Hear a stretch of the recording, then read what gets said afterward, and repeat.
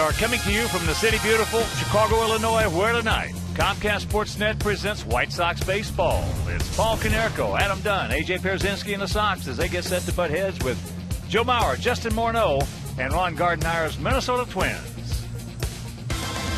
Hi, everybody, and welcome. I'm Ken Harrelson with Steve Stone as we get set to bring you Game 2 of this three-game set. If you missed the opener last night, you didn't miss a whole bunch because it was probably the worst game we have played all year long. Gavin Floyd had two bad innings. He gave up 4 runs in the second inning, and he gave up 5 runs in the fourth inning, and we got beat 9-2. So tonight, trying to square this series up on Dog Day, it'll be Chris Sale. It is indeed Dog Day, a wonderful day here at the ballpark, and Chris Sale can make it a better day by throwing as he's thrown all year long, which is awfully good. He's 4-2. His ERA has been terrific most of this season, and he's thrown very well against the Twins. He has a 1-point ERA against them. He's going to be opposed by another young left-hander, Scott Diamond. Diamond is 3-0. He's only had 3 starts, and he's a soft-tossing left-hander, the kind of left-hander that usually gives our ball club some trouble. So if Sale can deal with Morneau and Mauer, get the left-handers out tonight, he should be in pretty good shape. And this Twin team in last place gave us all kinds of problems last night. Let's see if we can turn it around tonight. Well, we always win on Dog Day, so sit back, relax, and strap it down because White Sox baseball coming your way.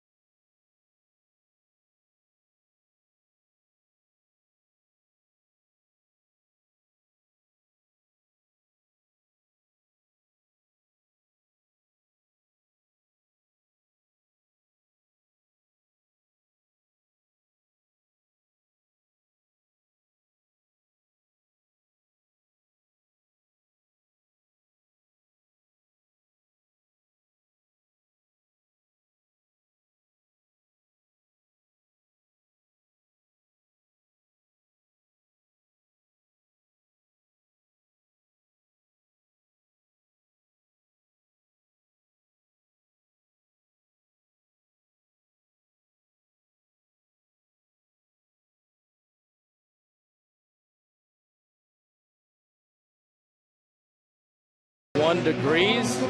Gorgeous evening. And let's take a look at what the offense has been doing lately. And that's one of the reasons why, with the exception of last night, things have been going so well. You see, the offense is really starting to heat it up. The runs per game, a full run better than the season average. Hits, again, 1.5 hits more than the season average. Of course, the batting average speaks for itself. Hopefully tonight against Scott Diamond, the offense will show up. White Sox taking the field. Let's take a look at how Ron Gardner is going to line up his Twins. And there's Dog Day. That's the Twin Dog. And it's Span leading off with Mastroianni hitting second. Then it's Joe Mauer, Josh Willingham, Justin Morneau, Doman, Dozier, Plouffe, and Carroll rounding out the starting 9. The defense and how they're going to line up behind Chris Sale, Viciedo, Diaz, and Rios left to right. Hudson with his first start ever at third base in the major leagues. And Ramirez, Beckham, and Konerko. A.J. Pierzynski gets a nod behind the plate. And our Lexus Pursuing Perfection starting pitcher is Chris Sale. Chris looking for win number 5, and this is 8th start, 9th game overall. You see right-handers and left-handers alike both have problems with him. 40 strikeouts, just 12 walks, and 43 in the third inning. And last time out, Chris Sale was pretty good. 5 in the third innings. He beat the Angels. Gave him just 1 earned run, fanning 7, walking only 1. That means he had to handle some pretty good right-hand hitters out in Anaheim.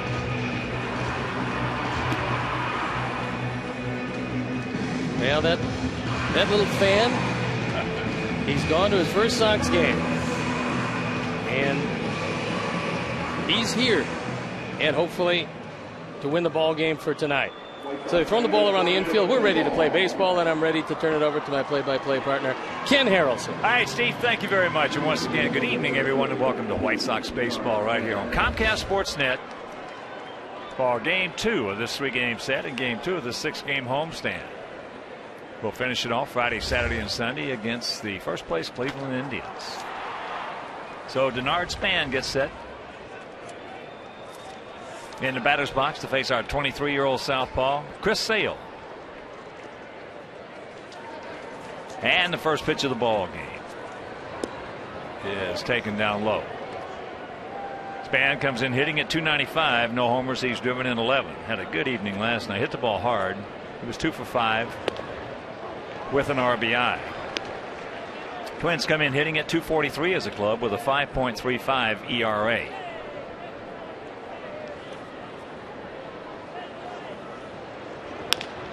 There's a chopper to Hopper. And 1 out. I think the key whenever you're playing a team as down as the Twins are is to jump on them and get ahead early. Put a few runs on the board, especially against a guy throwing as well as Diamond, and you can take a little air out of the balloon. They had a big night last night. Well, Gordon got us off to a good start last evening with a homer in the first inning, but as we mentioned, Gavin just had, it was not his night, and he has had a tough time in his career against this Minnesota team ball club. Is Mastroianni takes ball 1. Darren Mastroianni. There's the bunt, caught, 2 down. That's the Mastroianni game, which is speed. That's what he delivers to you, and that's what he was trying to exploit. But when you drop the head of the bat, you're going to pop the baseball straight up, and that's what he did. AJ right there, and a very easy second out. It'll bring up Joe Mauer, 29-year-old catcher. Joe hitting at .293, a homer. He's driven in 19. 1 for 3 last evening and 1 for 6 lifetime off Sale. Takes first pitch, fastball strike. Twins come in at 9-13 on the road, 6-14 at home.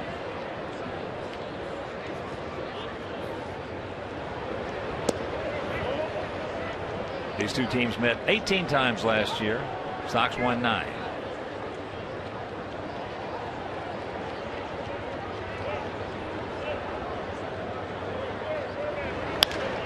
And there's a base hit. Pushed it, just shoved it to the left side. That's how you win 3 batting titles.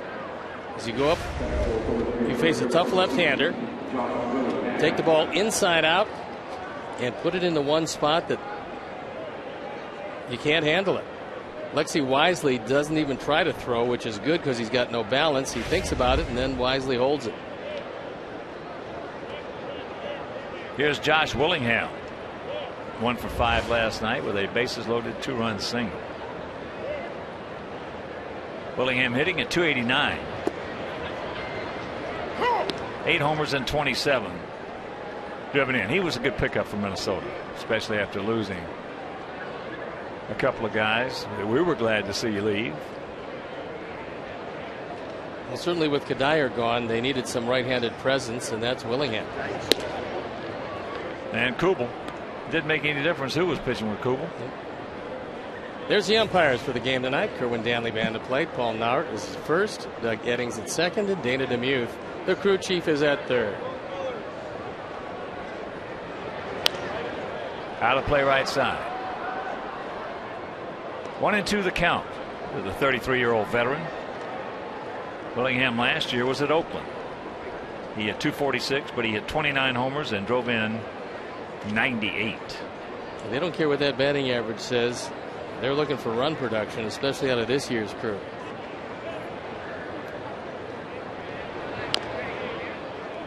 That changeup just got a piece of it. I like the fact that AJ is calling the changeup early, allowing Chris to establish the fact that he'll throw it on any count. Puts just another thought into the mind of the hitters. And they might not be on quite as many fastballs as they normally would.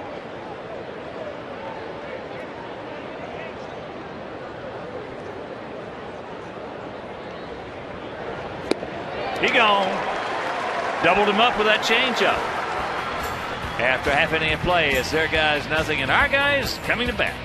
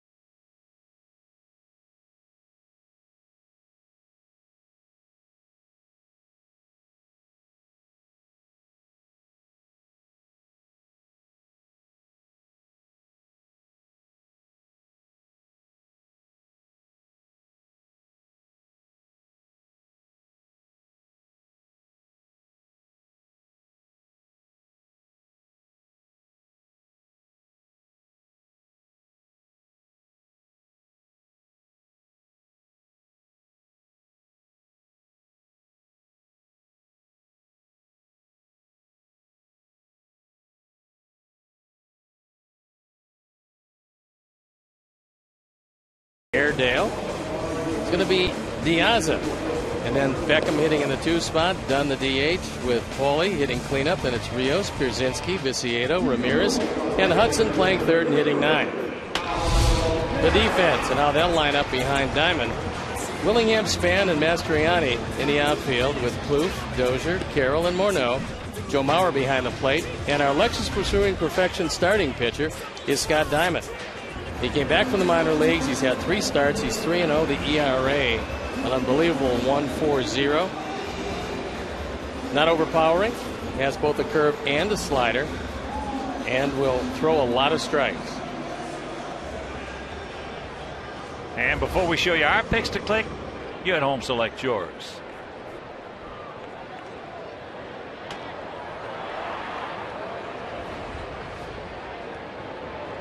Alejandro takes first pitch strike from the 25-year-old southpaw. Diamond, 6'3", 220 pounds, out of Guelph, Ontario, California.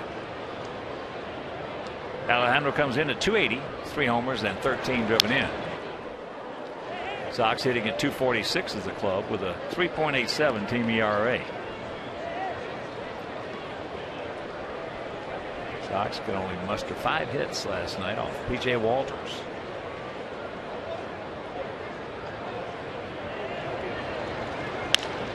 Ball hit hard by Jamie Carroll. Well, it's nice to see Alejandro get a break because he's been hitting everything right on the nose with nothing to show for it. And that one with a lot of overspin hopped right over Carroll's glove. And here's Beckham. Here's what he did in the first inning last night.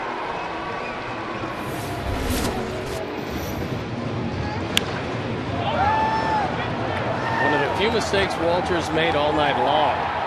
Put the Sox up briefly 1-0. Didn't last long. He also hit the ball hard the other 2 at bats he had as he takes that fastball up high. Beckham now hitting at .210, 5 homers, 14 knocked in. Span is playing very deep in center field.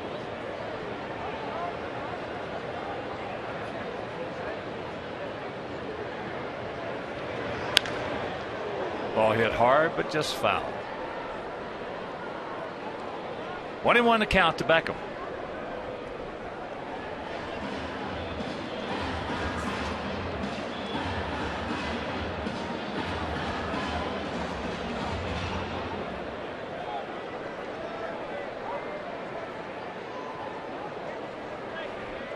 As we speak, Detroit leading Cleveland 1-0. That game in the top of the 6th at Progressive Field.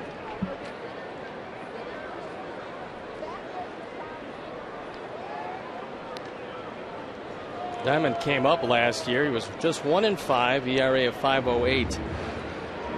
That lone victory against us as he went 1-1 in 2 starts.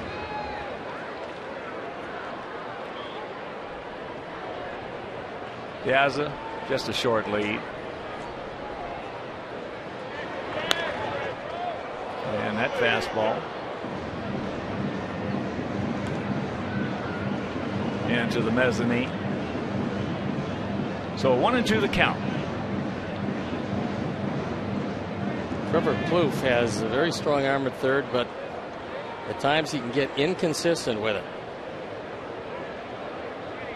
There's a look at Plouffe, who's a shortstop by trade. Just got a piece of it.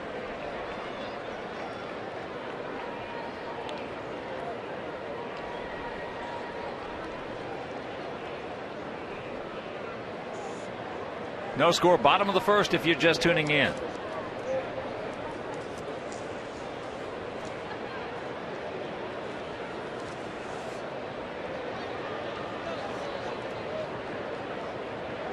Gap out there in left center.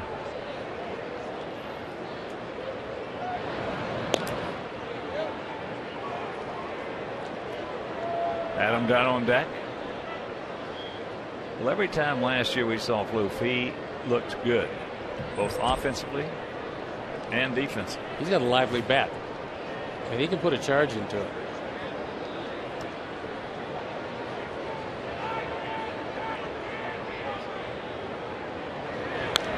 Good rip just underneath it.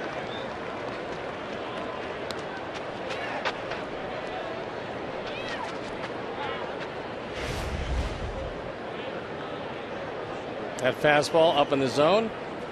He tried to throw it face high by him. Gordon able to fight it off. A little bigger lead now by Alejandro as the count evens at 2.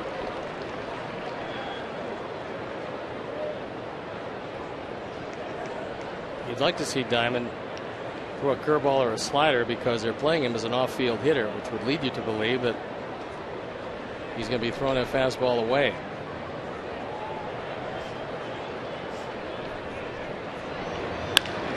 And it should be, but he's bobbled into center field. So Carroll will pick up his second error on what should have been a double play ball.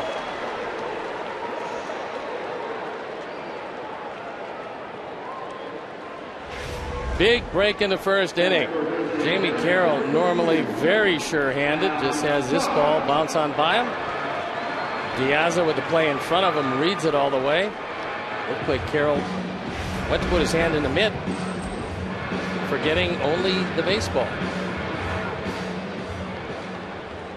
And here's Adam. Runners at the corners and nobody out. Adam hitting at 243, 14 homers and 32 knocked in. Dunn was 0 for 2 last evening.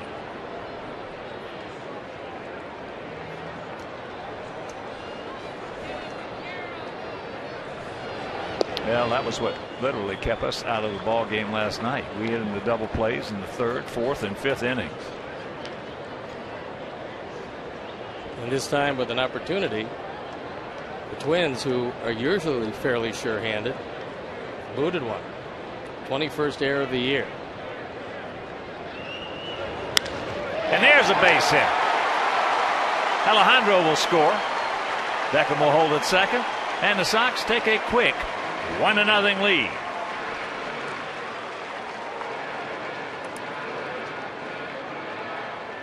RBI number 33 for Adam Dunn.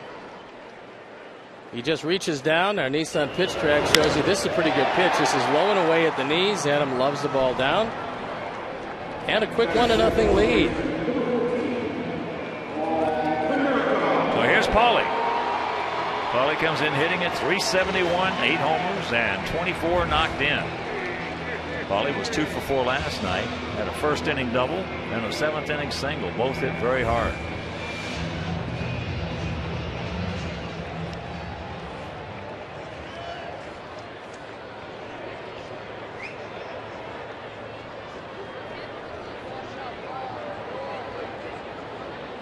Beckham, decent lead as Paulie checks it up and takes strike 1.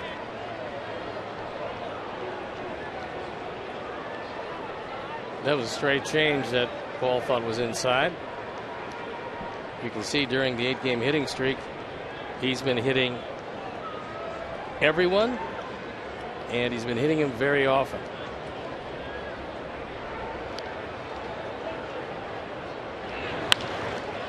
Oh, that is just foul.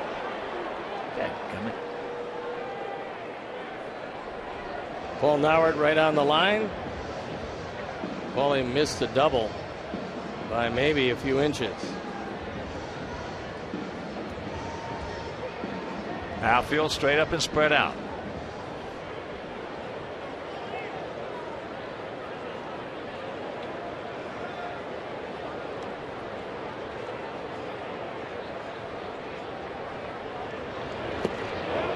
Did not check it up.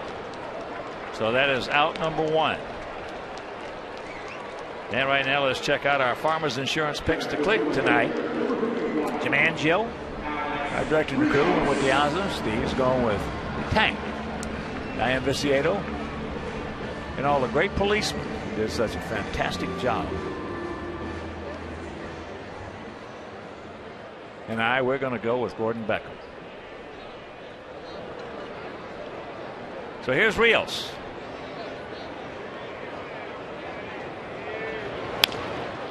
And this should be another double play. That's the 4th so far in 10 innings, but we score and we lead it 1-0.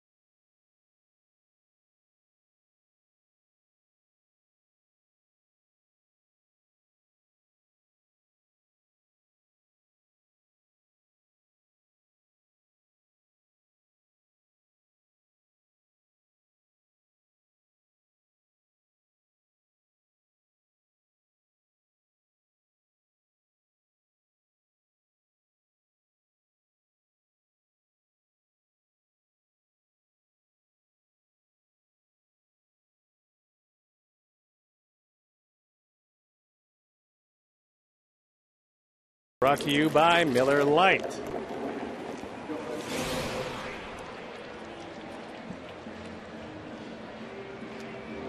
And the mayor, Rahm Emanuel, and that is Gary McCarthy, the new Chicago Police Department superintendent, in the middle of the screen right there in the white shirt. And we're here tonight as well, they are as well, to honor our police force, who did such a brilliant job, and the mayor's going to be up here in the middle of the 7th inning. Well, it was the largest summit in NATO history. They had leaders and delegations from all over the world, and what a job they did.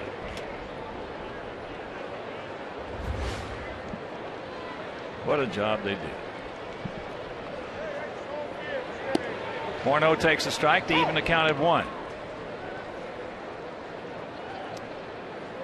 Morneau 1 for 3 last night, a 3-run homer. Just a line shot.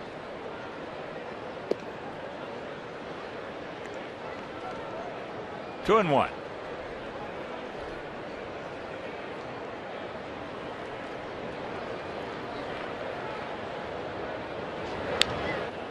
Just off the end of the bat. That was a break for Chris Sale. That ball was off the corner. There's one of the many canines around on Dog Night. Well, it's certainly one of our favorite days. He got fooled and still was able to fight it off. 2 and 2.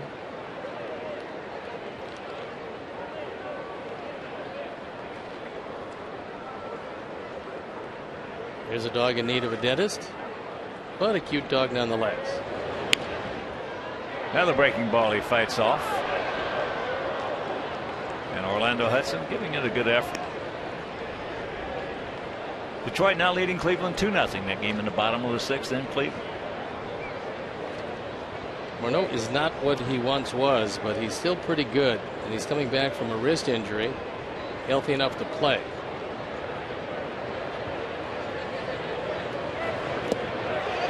He gone.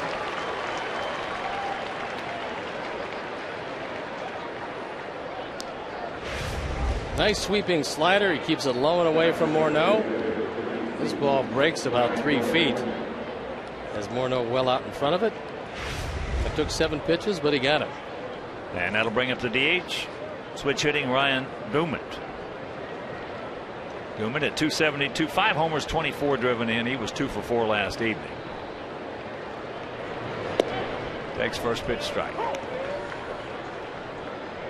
This year he's been a better hitter from the right side. Normally has much more power as a left-hand hitter.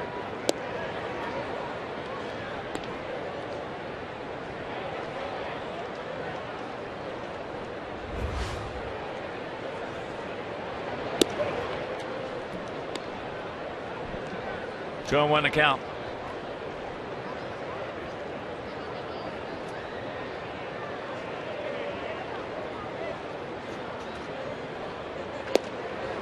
And that evens it up.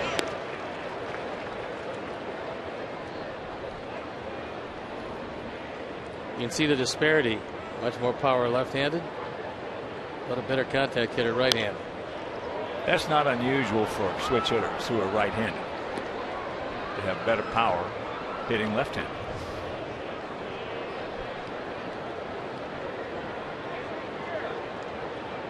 Probably the most powerful switch hitter of all time, Mickey Mantle. There's a little chopper. Somebody's got to hurry. Oh, man, what a play by Hudson. Wow. Making his first career start at third base. Well, Leno has 4 gold gloves as a second baseman, so his hands are not going to be a problem. However, the ball's going to get to him more quickly, except for this one. Bare hand pickup, fires it across, and gets Dumont by a half a step. Terrific play. Just got him. Good call by Paul Nauert. He was right on top of it. The bang, bang play. And that is outside. Brian Dozier, the shortstop, hitting at 262, a couple of homers. He's driven in 8. And there's a little cue caught by Beckham. Looked like it was going to fall in there, but he got there in a hurry. So after an inning and a half, it is still 1-0 Good Guys.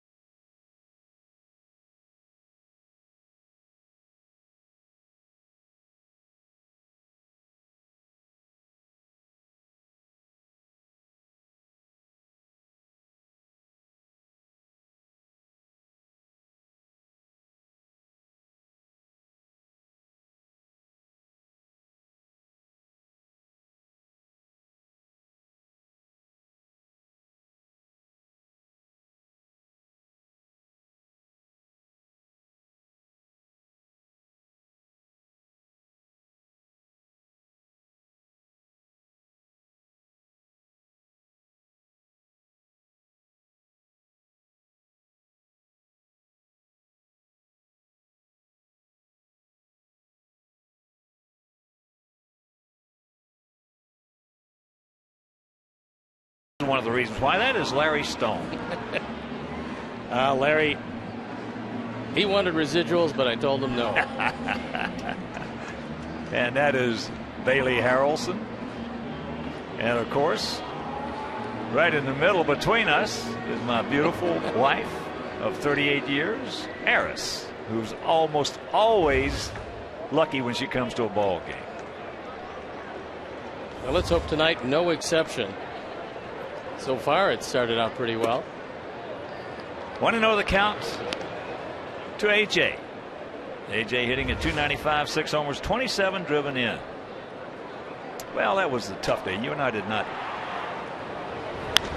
That's into short left field. Willingham is there. You and I did not touch on it much at all last night. And justifiably so. But it was a tough day. You know, you come off a sweep of the Cubs.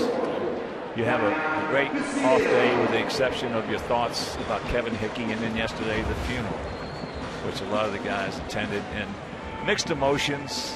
You know, it was and let's face it, as I said, it's probably the toughest, worst game we played all year. Well, a lot of guys went to both the wake on Monday and the funeral on Tuesday.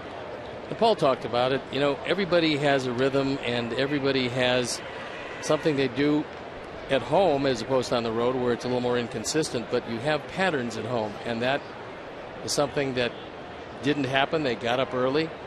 The service was at 9 o'clock, and so you know, just one of those things. You just got outplayed. Gavin did not have a particularly good day. It just wasn't a good ball game all the way along. And Paul wasn't making any excuses. He was just kind of explaining what they went through yesterday. Well, that's the reason we didn't talk about it last night. 0-2. Check that. 1-2 the count. Tank. Isiedo had a 7-game hitting streak snapped last evening. He was 0 for 3.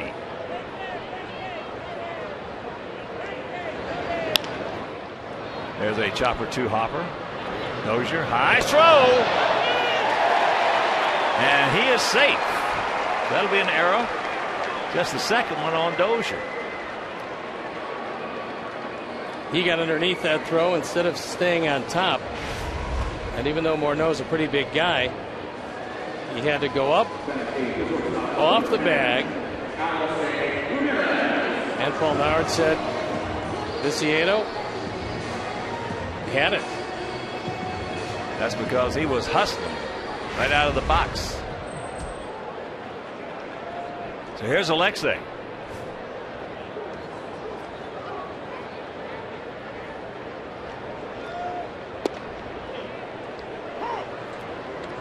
Diamond throws from straight over the top, and that's one of the reasons why he is as deceptive as he is, because the stuff isn't overwhelming, but I don't think the hitters have real good looks at it.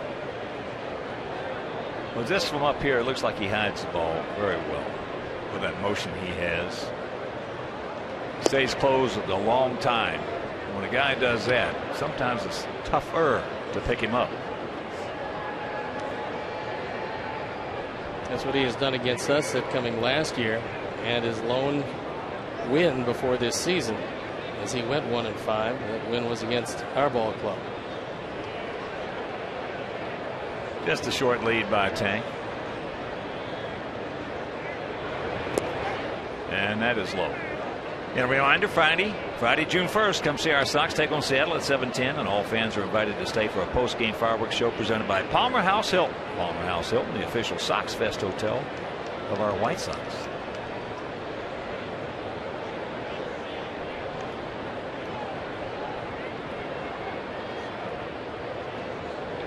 Indians have tied up the Tigers at 2, top of the 7th. Pretty good pitch, didn't get it.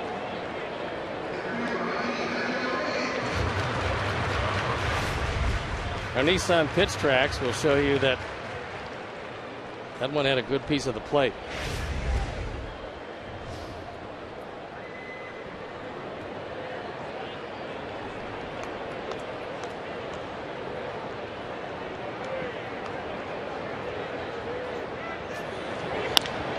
And it should be again. 5 double plays in 11 innings we have hit into.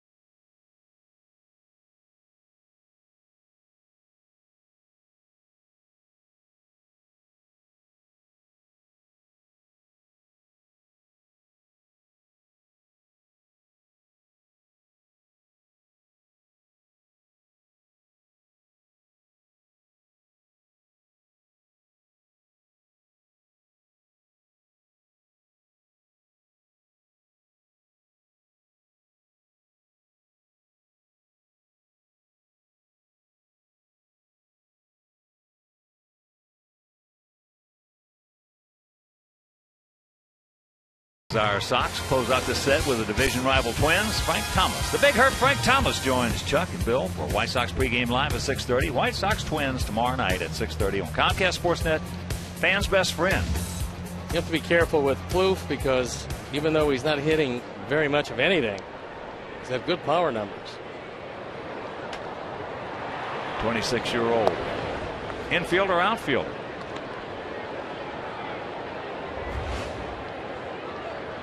You see 152, 4 and 7. And there's a strike, 1-1.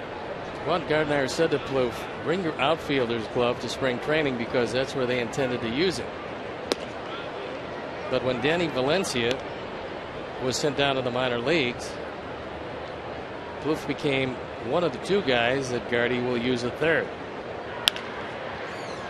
Oh, a nice little bowling book bounce right there.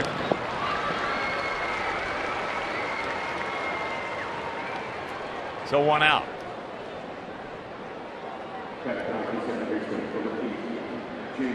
Roger Clare, Terry Hanley, Mike Williams, Eric Alden. Terrific folks out at Bolingbrook. Here's Jamie Carroll hitting at .227. No homers. He's driven in 11. But not against us. He just wears us out.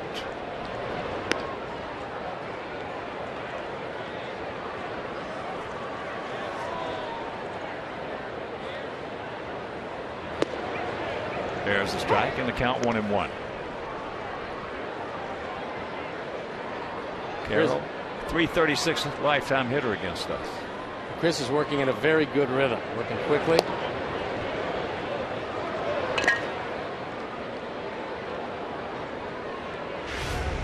Another one on Nissan pitch tracks that could have been called. This wasn't. 2-2.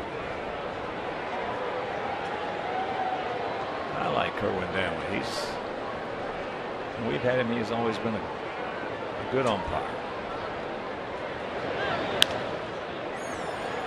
Kerwin's going to give you that higher strike than most, and he's not going to give you that lower strike. And so knowing that going in, if you know that, then you have a pretty good idea of his strike zone. As long as he stays there all game, he's not going to have any complaints from any of the hitters or pitchers. Gordon's got him. 2 down.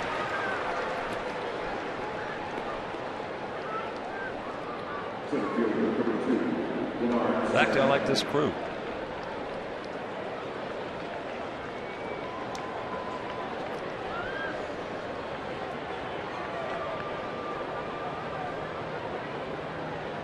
Here's Span. He grounded out to Beckham. Takes first pitch strike. AJ took a look down at Hudson at third and motioned that he has to watch the bunt. Span doesn't do it much. Not that he can't, but this is still a pretty tough left-hander for Span. And Hudson is well back at third. Attaboy, nice little snap. And a nice 1-2-3 inning. He has retired the last 7 in a row, and he leads it 1-0.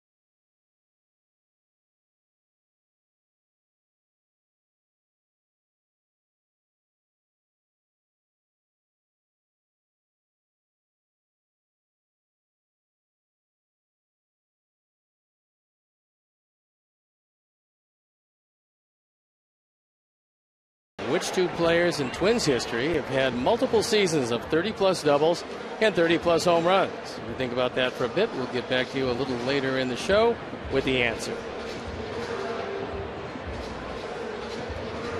Orlando Hudson will lead it off. Some nice-looking young ladies enjoying the day, as are the canines, even the little wiener dogs. Takes that pitch outside. Hudson. 1 for 1. Got that base hit last night. First time up. Only at bat in the Sox uniform. 4-time All-Star. 2-time All-Star. 4-time Gold Glove winner.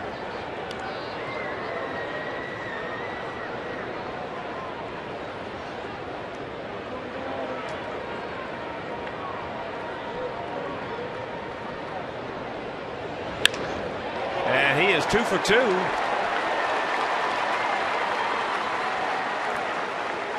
So they get it back in, the leadoff single.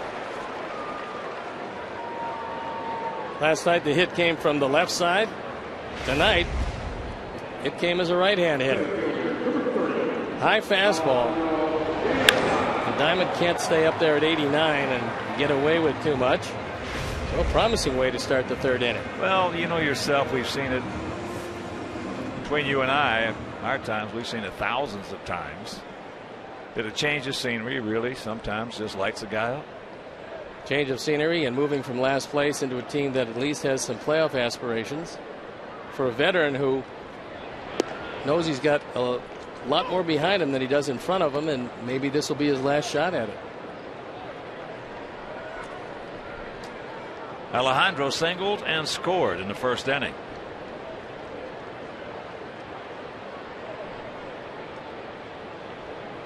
Darryl Boston back at first base in place of Harold Baines, who went to his daughter's graduation. Out of play left side.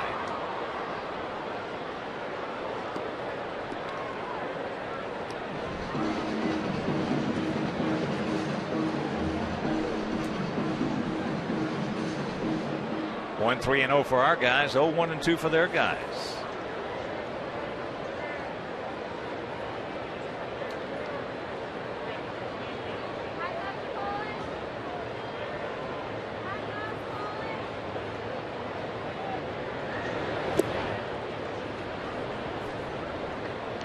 One and two. Finale here tomorrow night. As we just showed you, Philip Humber against Jared DeVries. And that game right here on Comcast Sportsnet if you can't make it to the ballpark. And Friday, Saturday, and Sunday, series with the Indians.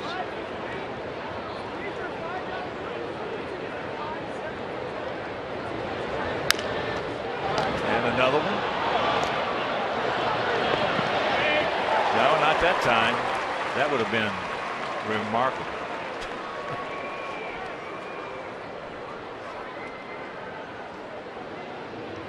Dozier thinks he got him, but it's pretty tough with Alejandro going up the line. That 3-6-3. Dozier does a good job of getting the throw off, but Alejandro just barely beat it. So that'll bring it Beckham. Beckham hit a ground ball up the middle. It was booted by Carroll. And on that boot, Yazoo would single one into third.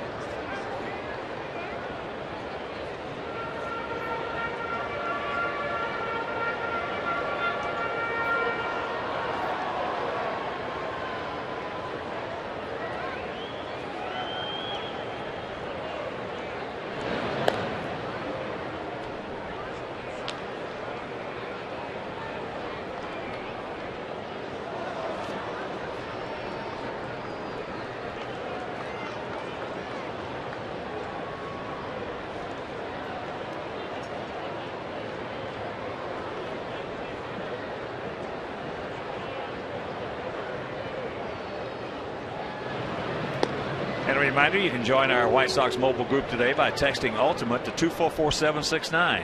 Mobile users get exclusive offers, deals, and contest info. Joining enters you into the drawing for our Ultimate Fan Package. That's where a lucky fan will receive 2 VIP game tickets, an autographed item, and Comiskey cash. So text Ultimate to 244-769.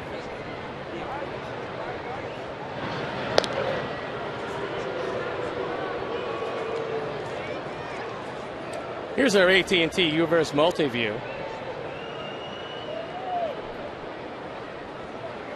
Take a look in from center field to see what Diamond is looking at first base. And if Gordon hits it down the line, he'll be right on top of it.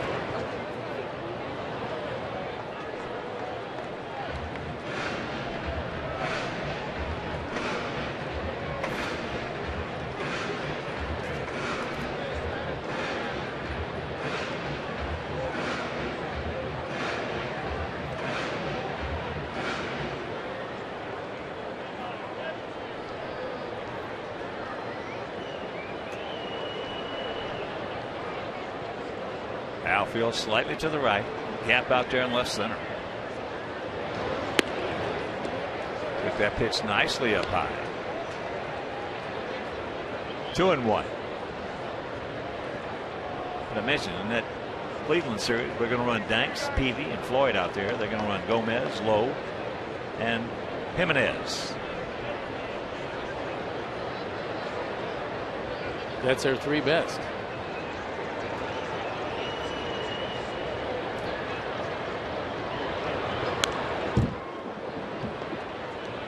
As it took off, and the count hangs at 2-2.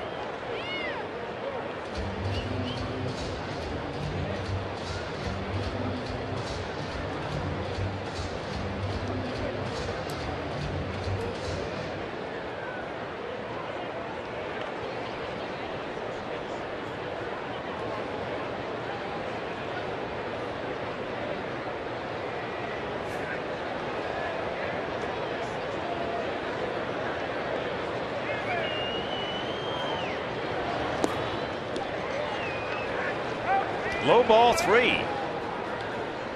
All 4 base hit. Gordon. Got to watch out for Diamond's best pickoff move, because you figure if he ran him earlier, he's going to run him here. He's just got just a decent lead. That is not his best pickoff move.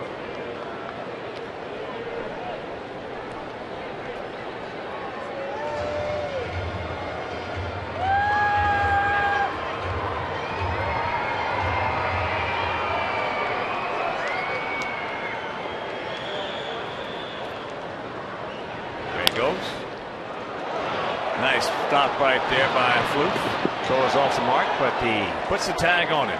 So a good play both ways. 2 down.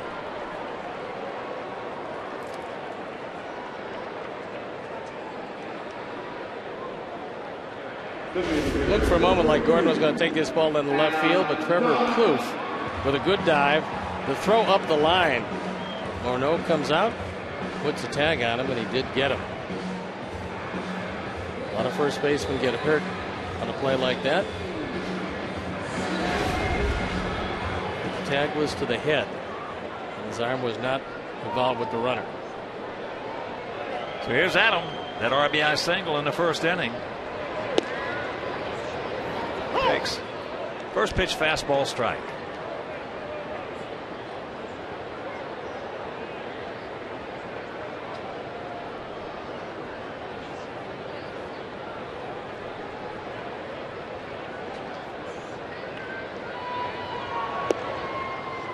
Made a nice pitch on him right there.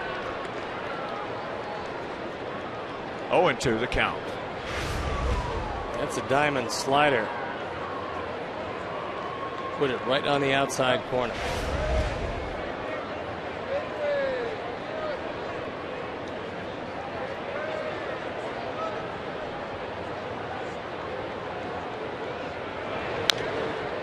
Out and around, hooks that one foul.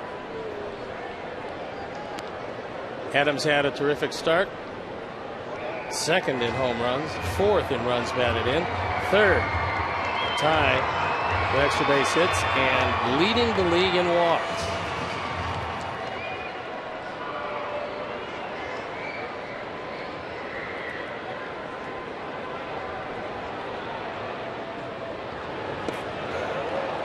Got him. And that'll retire the side. So the leadoff single by Orlando Hudson goes for naught, and we're into the fourth, leading 1-0.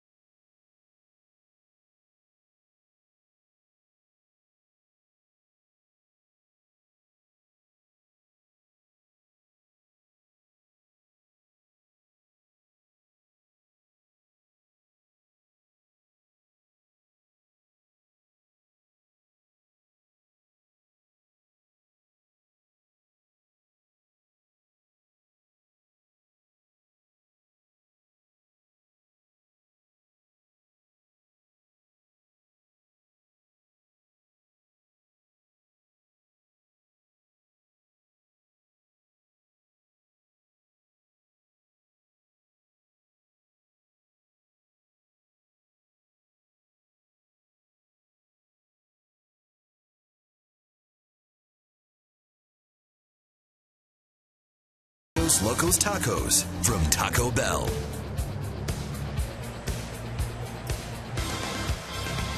It's the top of the fourth inning and a 1-0 Sox lead.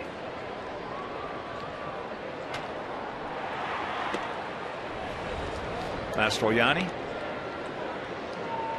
tried the bunt, popped up to AJ. And the count evens at 1. Darren is 26 years old. Last year at Las Vegas, hit .276, a couple of homers, and drove in 23. The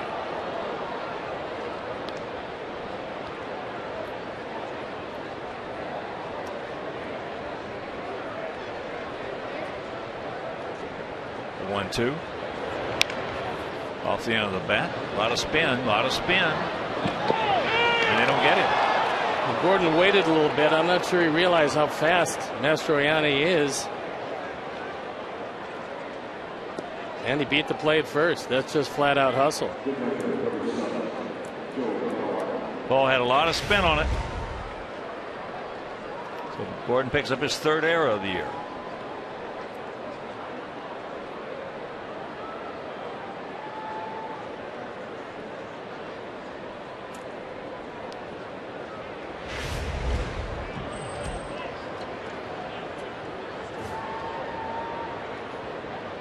Here's Mauer.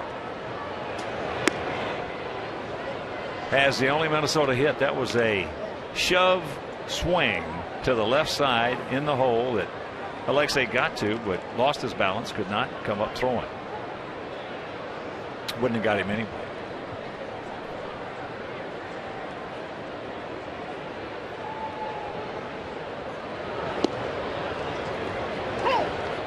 One and one to count.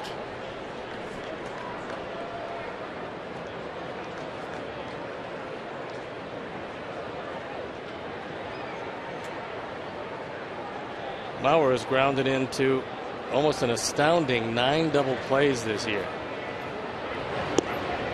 Pretty good pitch, didn't get it.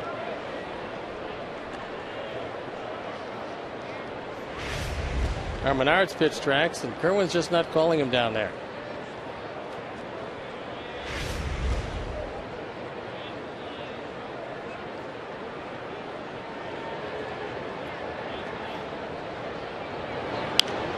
Big swing right there. Well, for the games that Mastroianni has played in, he's stolen a lot of bases.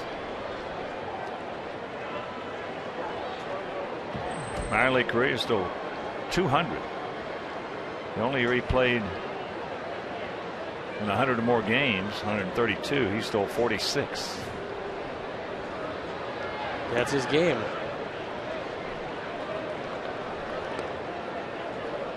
Now, Chris has got a very good move. And so I'm sure that they've informed Mastroianni about that move. With the way Mauer grounds into double plays, you'd think he would be going. Good time try to pick him off. And it's academic. So trouble of brewing here in the top of the fourth inning. The error, the walk, nobody out.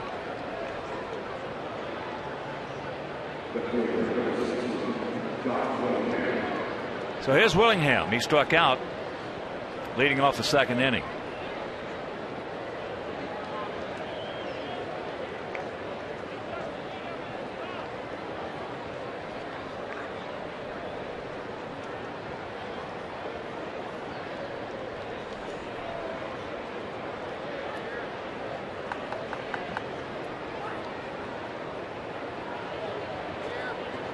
Outfield spread out straight up.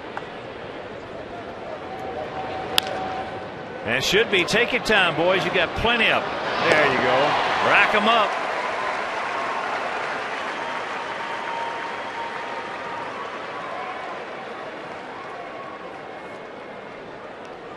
So 2 down. That'll bring up Morneau, who also struck out his first trip.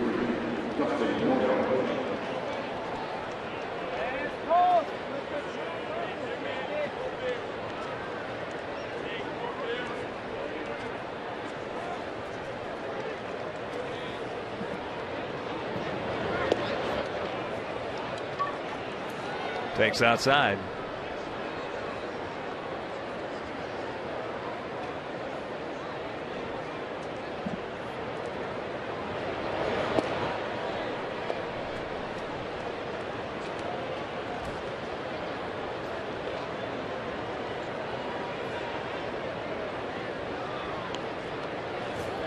And the count 2-0.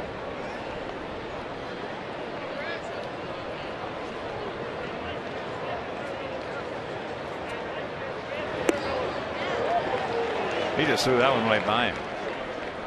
Well, he was a little frustrated with the first pitch, which had the outside corner. And he found himself in a 2-0 hole and just reached back. Got that stuff that he used to use out of the bullpen, that exploding high fastball, and threw it by him. Count evens at 2. 2 balls, 2 strikes, 2 out here in the top of the 4th. With a Minnesota Twin on third base. It's a lot easier to say than Mastroianni. He gone. And that'll retire the side. So he pitches out of a big jam. And we'll go to the bottom of the 4th. 1-0 Sox.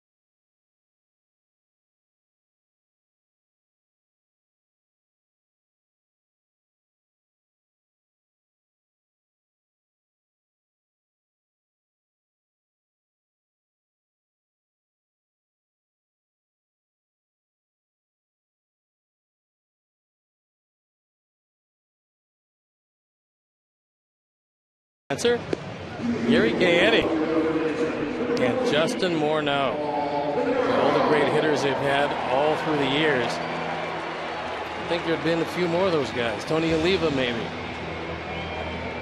They didn't have a whole lot of runners in the early Twin days. They had a lot of bangers. Ooh.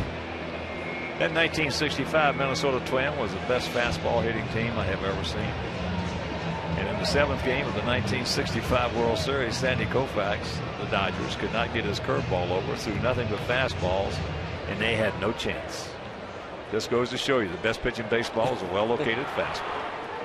Especially in those days at 98, 99. First pitch strike to Paulie. Paulie struck out his first trip. Yeah, they had an awesome fastball hitting team.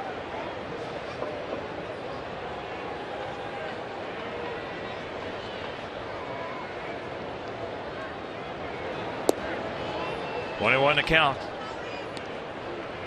Cubs trying to break an 8-game losing streak. They lead Houston 1-0. That game in the bottom of the 4th.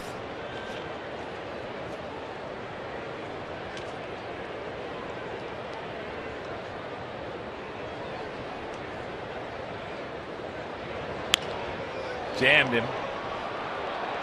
Could be in. Yes, it will. Thank you very much. He'll take it. Make up one of those line shots he has hit right at somebody.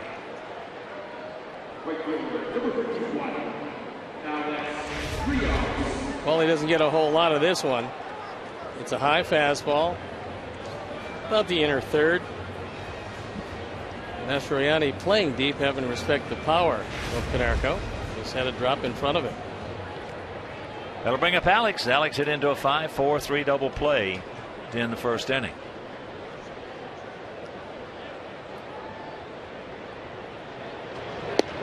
First pitch strike.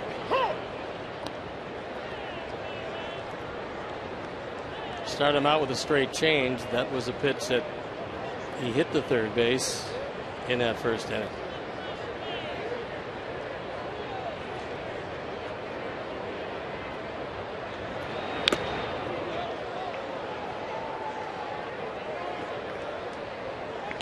That went right off Mauer's mask.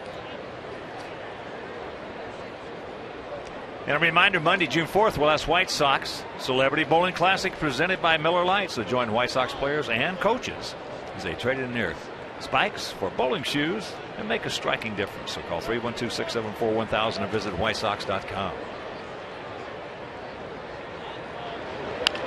That ball hit deep. Willingham looks up. You can put it on the board. Yes! A line shot by Alex Rios, and it is a 3-0 Sox lead. Mercy. Diamond tried to get that fastball inside, and he couldn't get it by Rios. Just his second home run of the year. RBI 16 and 17. Our fourth home run replay. That ball right on the inner portion. Alex opens up. It's a line drive rocket into the bullpen. And the lead looks a whole lot better at 3-0. And here is AJ. AJ went out to left field.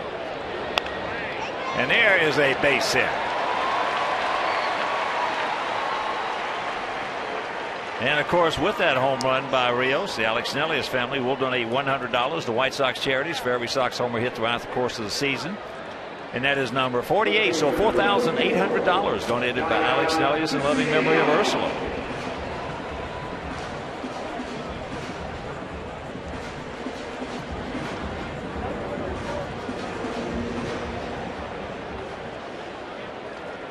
Those are the first two earned runs of the game against Diamond, who came in with an ERA of 1.40. Here's Tank. He reached on an error by the shortstop, Brian Dozier. Dozier got underneath the throw, high and wide. Top of the 8th in Cleveland, still tied at 2 with Detroit.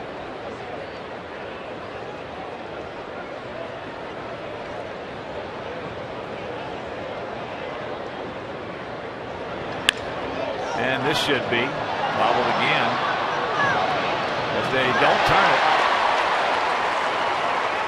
And AJ is saying that he didn't hit the bag. No, he's telling him they're calling for interference. They're calling him double play.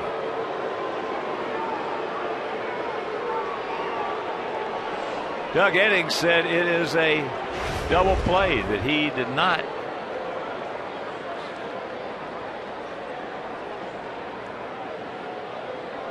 That's a good call by Eddings. Well, it is, because AJ didn't reach back. Right. And you have to at least reach back or make it look like you're going at the bag.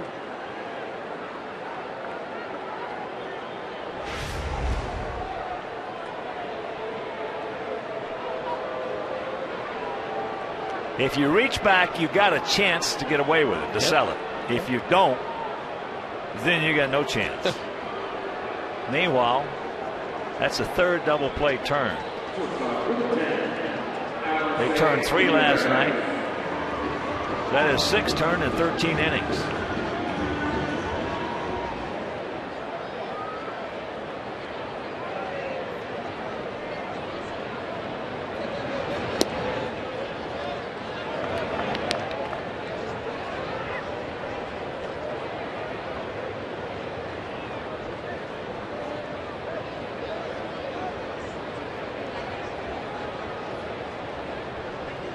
Like I say, the 0-1 pitch. Yeah, on that play, it's all right to go after him, but you got to be able to grab the bag.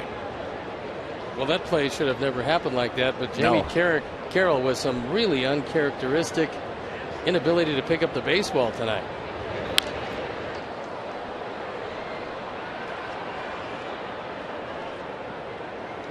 If he fields it cleanly, AJ doesn't get anywhere near Dozier, and it's a very easy 4-6-3. Yep. Well, he's had 2 plays where he's lost the angle by not getting down lower with the knees. That's cute foul. If you don't let your knees take you down and get that fanny down a little bit, and it takes any kind of a bounce, you get a chance to muff it. 2 out, 1 and 2.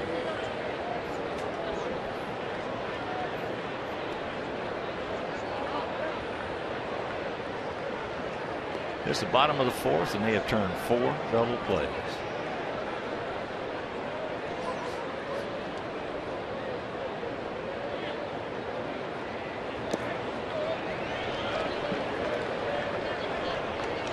Well, Diamond, like Walters last night, throwing a lot of ground balls.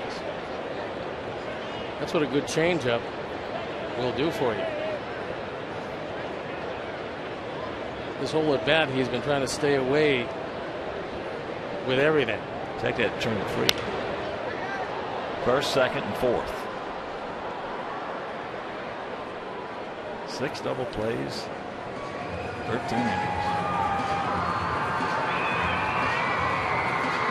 Trying to think what's the most double plays I've seen turn in a game. I think 6 probably.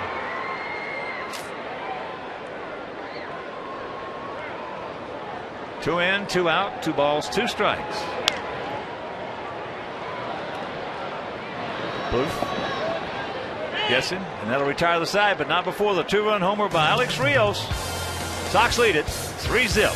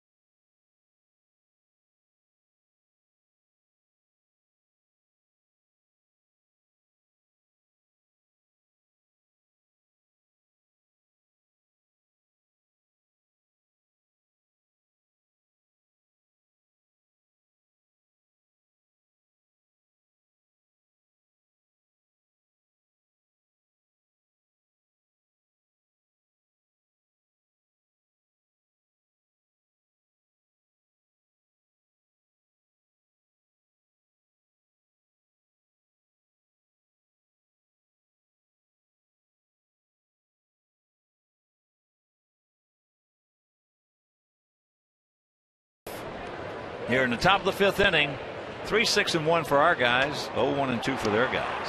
First pitch strike to Ryan, who went out 5-3 on a good play by Orlando Hudson. Hit a little tapper slowly down towards third. He came in, had to barehand it, and made a beautiful peg.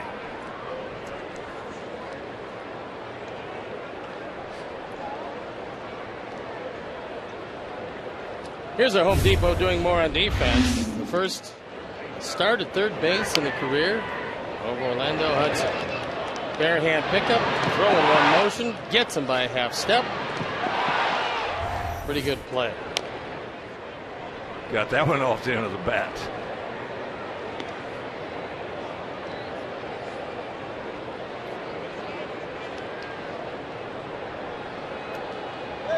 Dave Ross tells us the most double plays turned in one game is 7.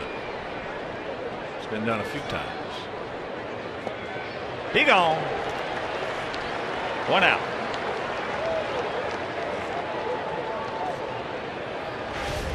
Fourth strikeout for Chris Sale. Good slider, breaking low and in. Filled with very little chance. Sale's only given up one hit. That to Joe Mauer of the infield variety in the first inning. First pitch strike to Dozier, who hit a little looper. Looked like he was going to fall in behind second base, but Beckham got there in a hurry. And if he missed it.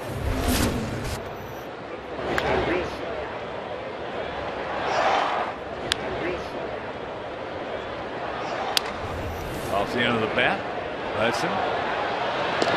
Another nice play. The last couple days, Hudson has been taking ground balls at third. Joe McEwing has been working him out to both sides. I was watching him before the game today. He's been having him range far to his left, far to his right. And for a guy who lived at second base most of his career, he's got a pretty strong arm. Well, you said it earlier, is the fact that the ball is going to get to him a lot quicker than he is used to seeing. So it's going to take him some adjustment time there. Fortunately, the balls he's had good plays on tonight have been hit softly. So, but when they start putting the hammer down there, it's going to be a little different adjustment for him. Remember when Gordon moved to third base from short? Well, that's into right field, and that's going to fall for a base hit. Almost got by. So Plouffe, the 2-out single. I remember the ball in the Metrodome that went right between Gordon's legs without hitting the turf. Yeah, line shot. I mean, that's because you're used to being out at shortstop. You're usually 130, 135 feet from the plate. Now you're 55 feet sometimes. Yeah, he struggled for the first 3 weeks. After that, he turned into a heck of a third baseman. Well, he's got a lot of defensive skills, wherever it is he goes, and a real good feeling for the game. Here's Carroll. Takes first pitch strike. He grounded out to Beckham. Yeah, Gordon has a real good baseball acumen.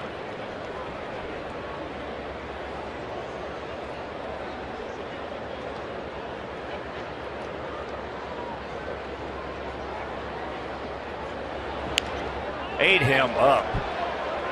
AJ makes the play. And they'll retire the side. We're halfway home, leading 3-0.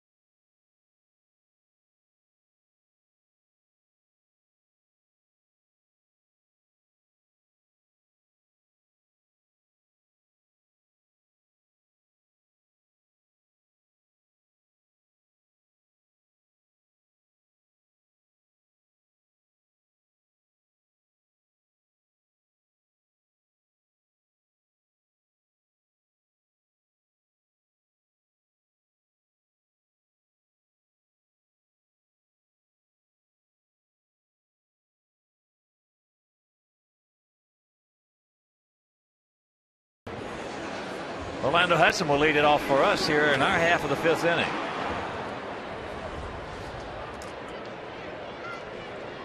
He is 1 for 1 at a base hit into right field. And in a White Sox uniform, he is 2 for 2.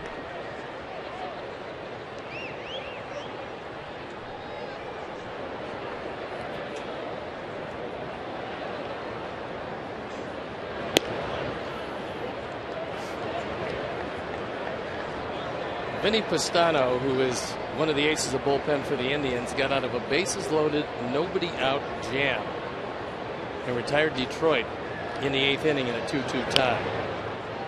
Well, with his stuff, he's capable of doing that. He's growing into probably one of the most elite setup men in all of baseball. Yeah, he has better than average stuff. That's the same thing as big, strong hitters. They can get a lot of bloop hits because when they swing the bat, hit the ball, the outfielders break back. So the rich get richer. Pitching wise is the fact the better stuff you've got, the more of those bases loaded jams with no out of one out you can get out of. And with good stuff, you can actually get people out in the strike zone. There's not a lot of guys in the major leagues who can get people out in the strike zone. They have to live on the corners and outside a little bit and set you up for off-speed pitches. Good eye. Full count. But it's the Verlanders of the world that get you out in the strike zone. There's not too many of those around.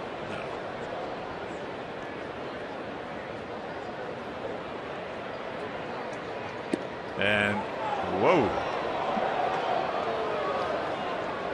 Goes Diamond's way, so 1 out. Our Menards pitch track. We'll show you why Orlando was a little surprised at this call. He's ready to go to first and gets rung out. Looked like that ball came back just a little bit at the end. So here's Dianza. He's 1 for 2, a single, a ground out, and a run scored. Makes a breaking ball strike. Yeah, those guys with that real good stuff, when they get in the jam, they have the ability to get out.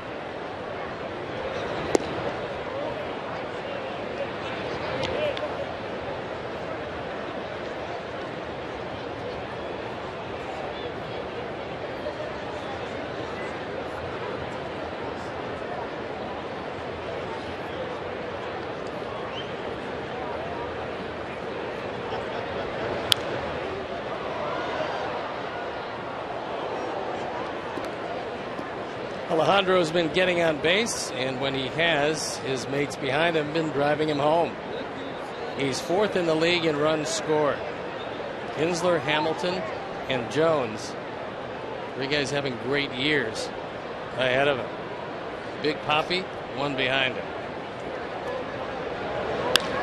And there's a shot base hit, so good speed aboard.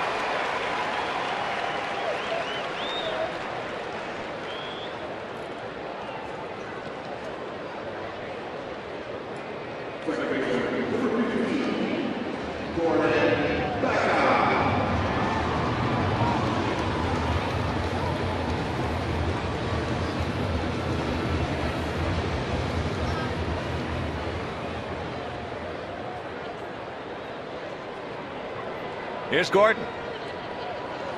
0 for 2. He's reached on an arrow. And that ball hit hard. Meanwhile, they got a man there. So that's another hang with him. Gordon hit the ball hard 3 times last night, including a home run. Puts another one right on the money. And here's Adam Dunn. Adam 1 for 2 with that RBI single in the first.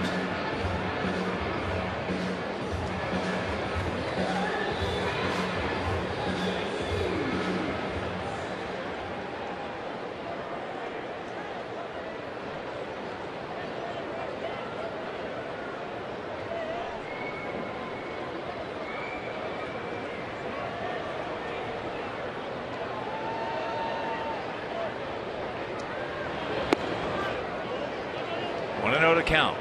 Come on, Biggin. It's only men really men and light him up. 20,064. And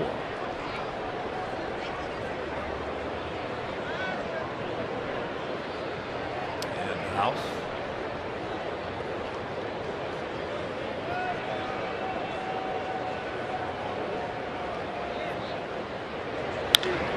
The ball hit right to him. Humpback line drive. He stays with it, makes the catch. And another hang Wolfham. Meanwhile, we'll go to the 6th. It is still 3-0 Sox.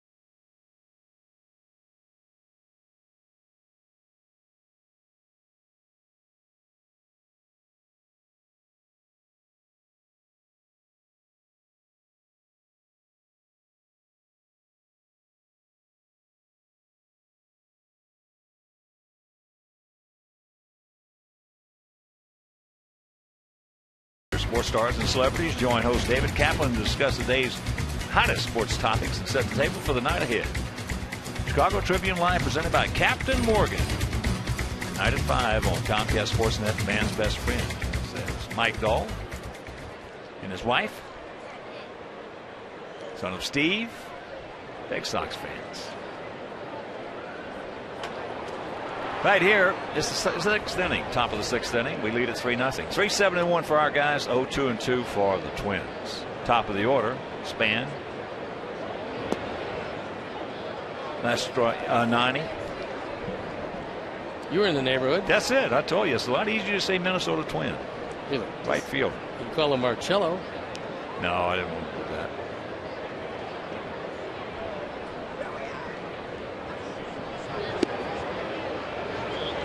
There's the breaking ball strike and a count 0-2. Chris Sale has really done it with a minimum of pitches as he's into the 6th inning. Just 72 pitches to this point with just 1 walk.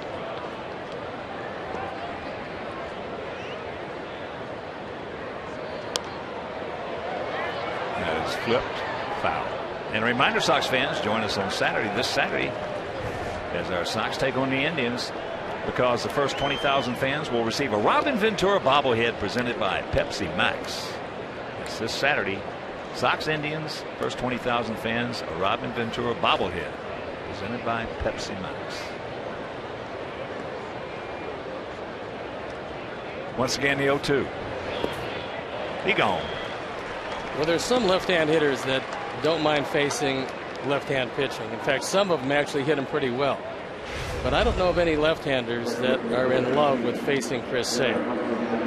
That slider at 2 different speeds is, if it's not unhittable, it's pretty close to it.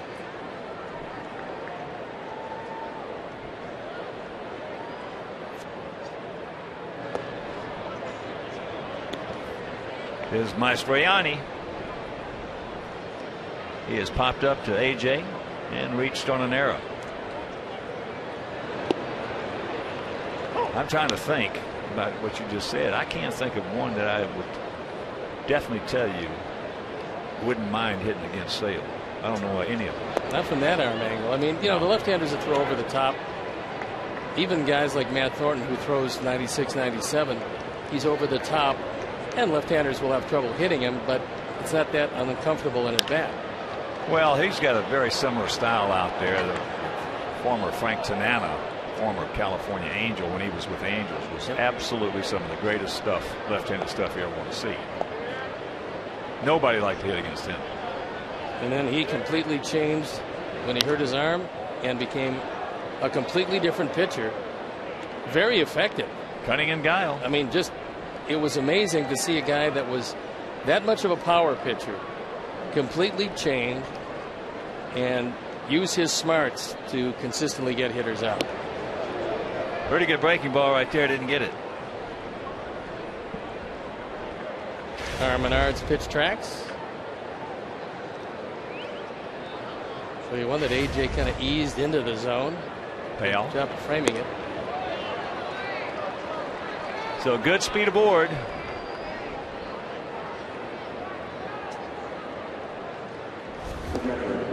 Second walk issued by Chris, and here's Mauer. Chris has been remarkably consistent with his pitches. His high 16 1/4. He's heading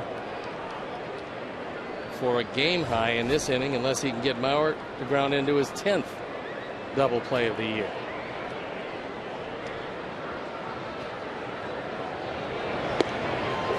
Takes first pitch strike. So that infield single in the first and that walk in the fourth.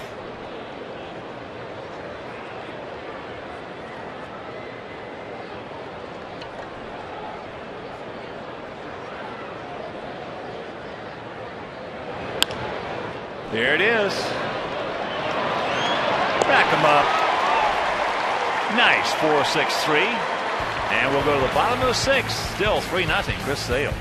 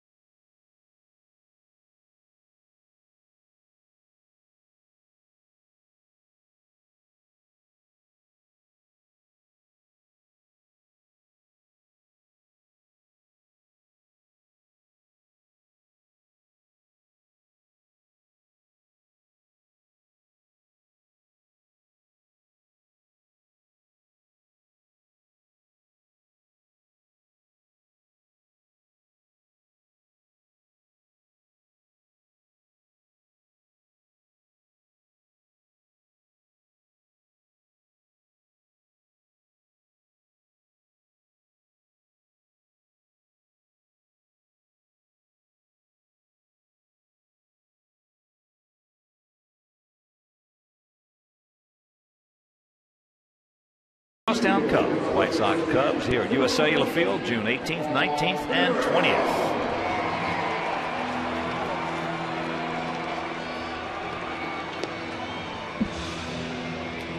There it is. Dog night.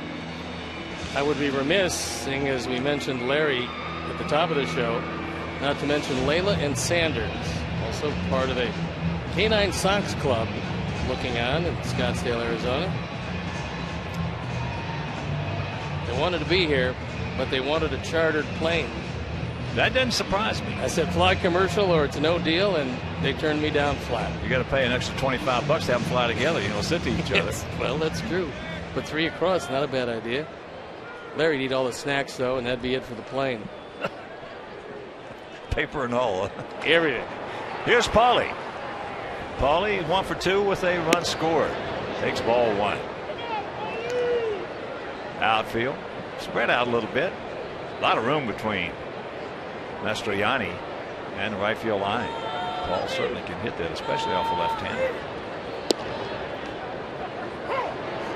21 to count. Came an eyelash from a double earlier in the ball game.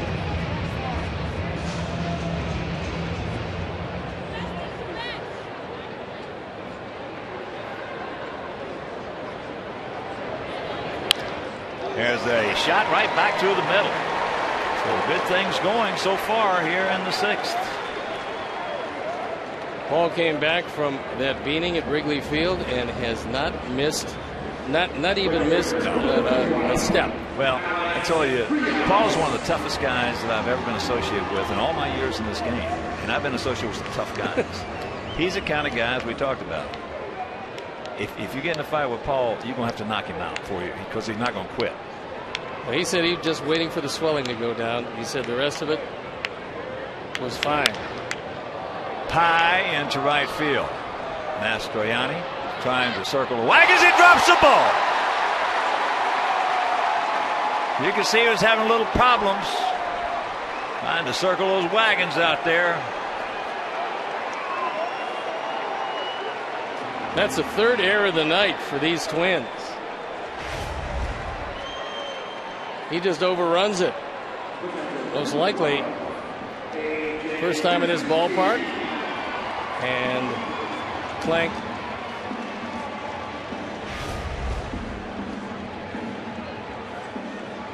the wind not quite as much of a factor tonight as it's been in this park, but they still swirl. Oh, absolutely. First time you play here,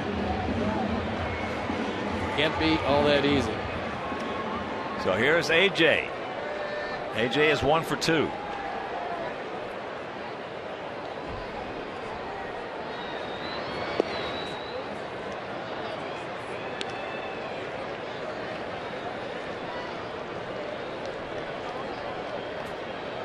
With runners in scoring position, AJ has been as good as anybody in this league from day 1 this year. Good rip. Remember, we marveled last year. Victor Martinez hit close to 400 for a season with runners in scoring position. AJ has been there for going on almost 2 months now. And talking about Victor Martinez, Cleveland leading Detroit 4-2, top of the 9th inning.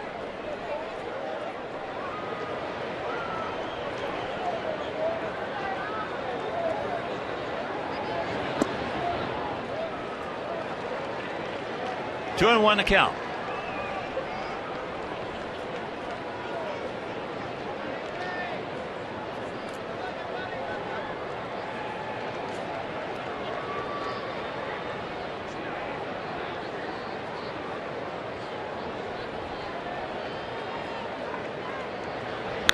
There's a shot. Got into the corner. That's fair. Hits the top of the wall. So now they're going to hold Alex at third on the double by Pierzynski as Konerko scores, and it's 4-0. Good guys. Yes.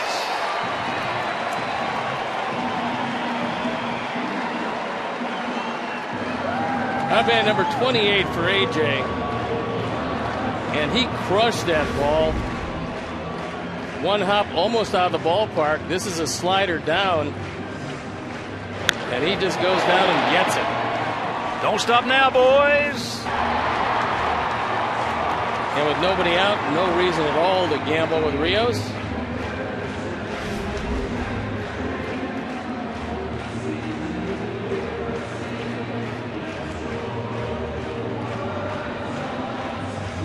Pitching coach Rick Anderson having a talk with Diamond.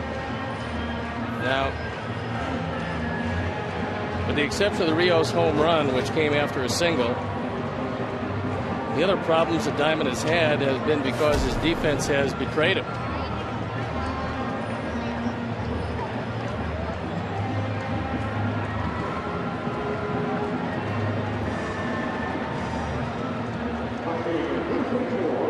So that'll bring up Viciedo. Tank 0 for 2 tonight. Burnett loosening up in the bullpen. Alex Burnett.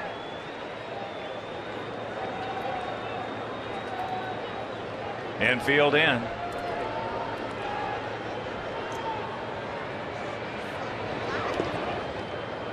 Blocked nicely by Maurer.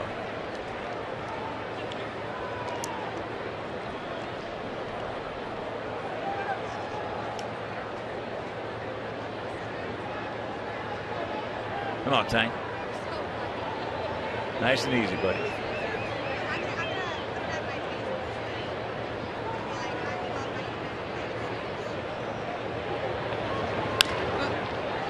One hopper down to Plouffe.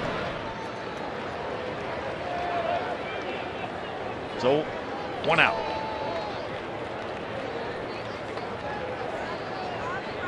Here's Alexei.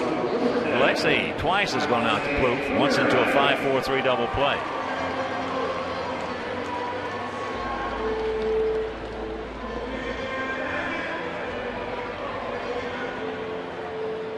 They're going to put him on. Take their chances with Hudson.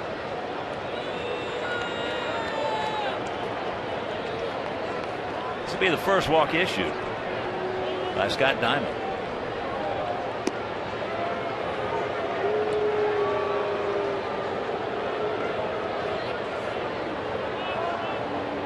Well, we've hit into 6 double plays and 14 and 2/3 innings. Why not? Well, a little looper would be good in this situation. Oh, a little duck snort right here would be absolutely tasty.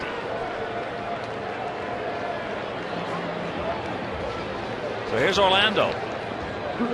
He singled sharply into right field in the 3rd. He struck out, called out in the 5th.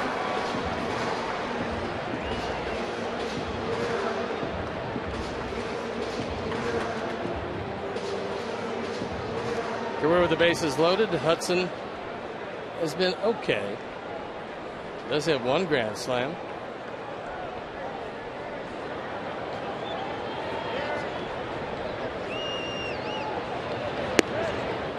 Takes outside, ball 1.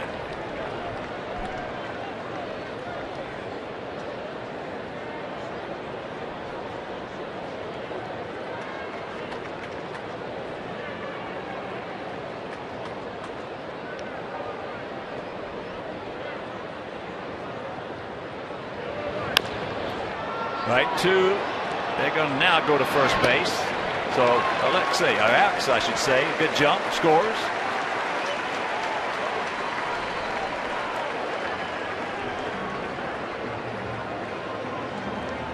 First White Sox run batted in for Hudson. It's a little chopper. They can't even think about a double play here. Carroll looked home, but there was no play there. So it's a 5-0 game. And don't stop now, boys, as here's Alejandro. He's 2 for 3.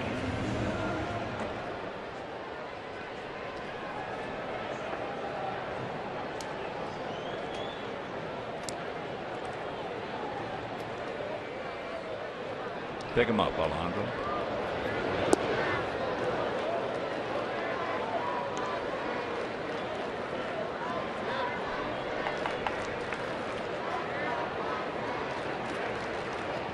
Oh, started with that leadoff single by Konerko.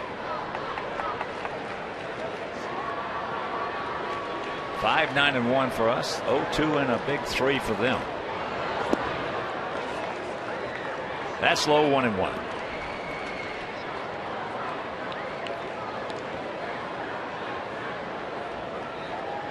The offense has done enough. They have been aided by a very porous Twin defense, but Chris Sale has been outstanding through 6.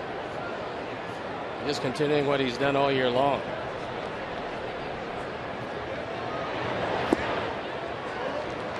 Good eye. 2-1 to count. There's a look at Chris. Been throwing strikes, been changing speeds, and been in a very good rhythm.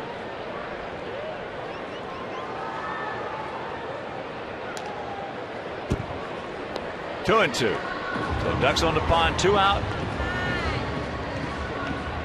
2-2 the count.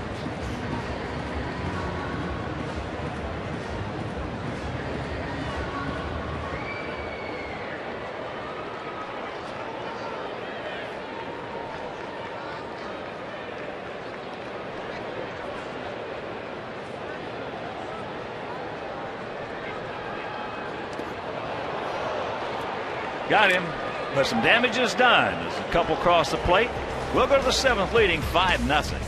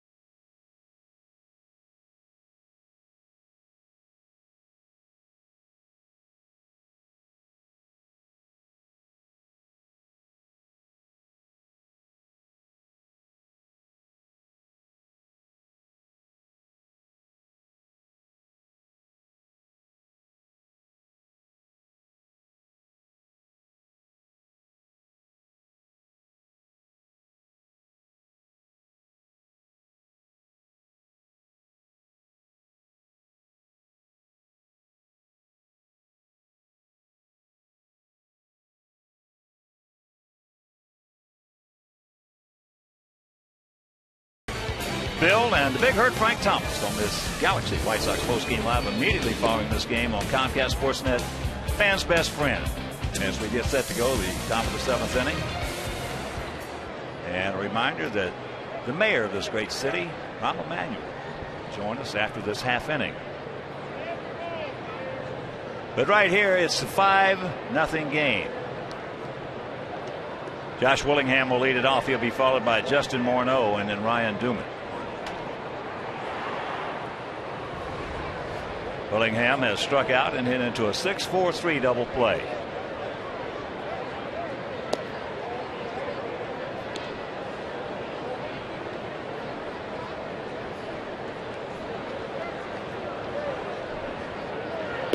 You're just tuning in, Chris has been getting it, throwing it, changing speeds, and throwing strikes.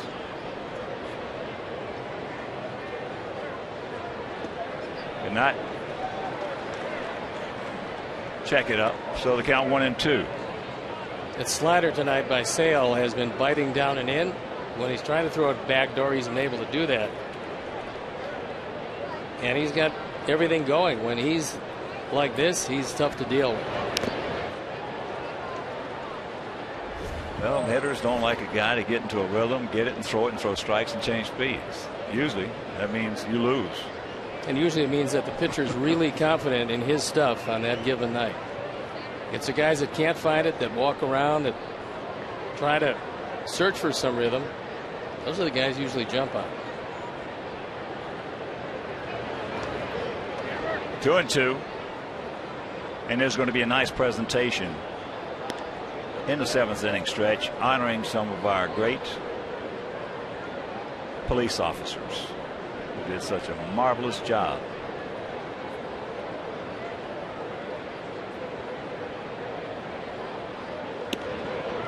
That change up high and away, so the count full. Sox with a run in the first, 2 in the 4th. That was a 2-run homer by Alex Rios, and that did 2 last inning. Willingham just did get a piece of it.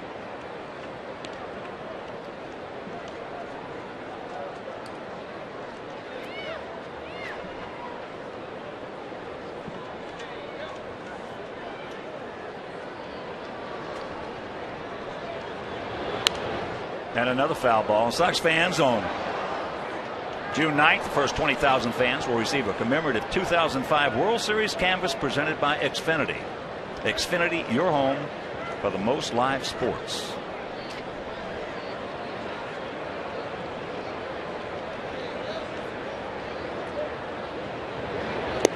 He gone. It's a straight change. He set him up. That's been a big pitch for Chris Sale tonight. Well, it's been a big pitch for him all season. I mean, he started in spring training, and he and Cooper working on it every day, and it's just been an awesome pitch. As here's Morneau. He's 0 for 2 with a couple of punch-outs. There's a slider strike. Outfield, swung around to the left. Gap out there in right center.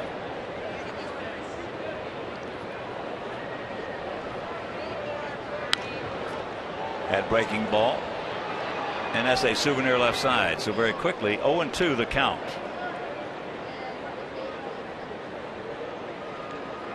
If you want to save on sliders, a good face-high fastball here probably get the job done, but he's going to throw another slider. Pauly's got him. 2 down.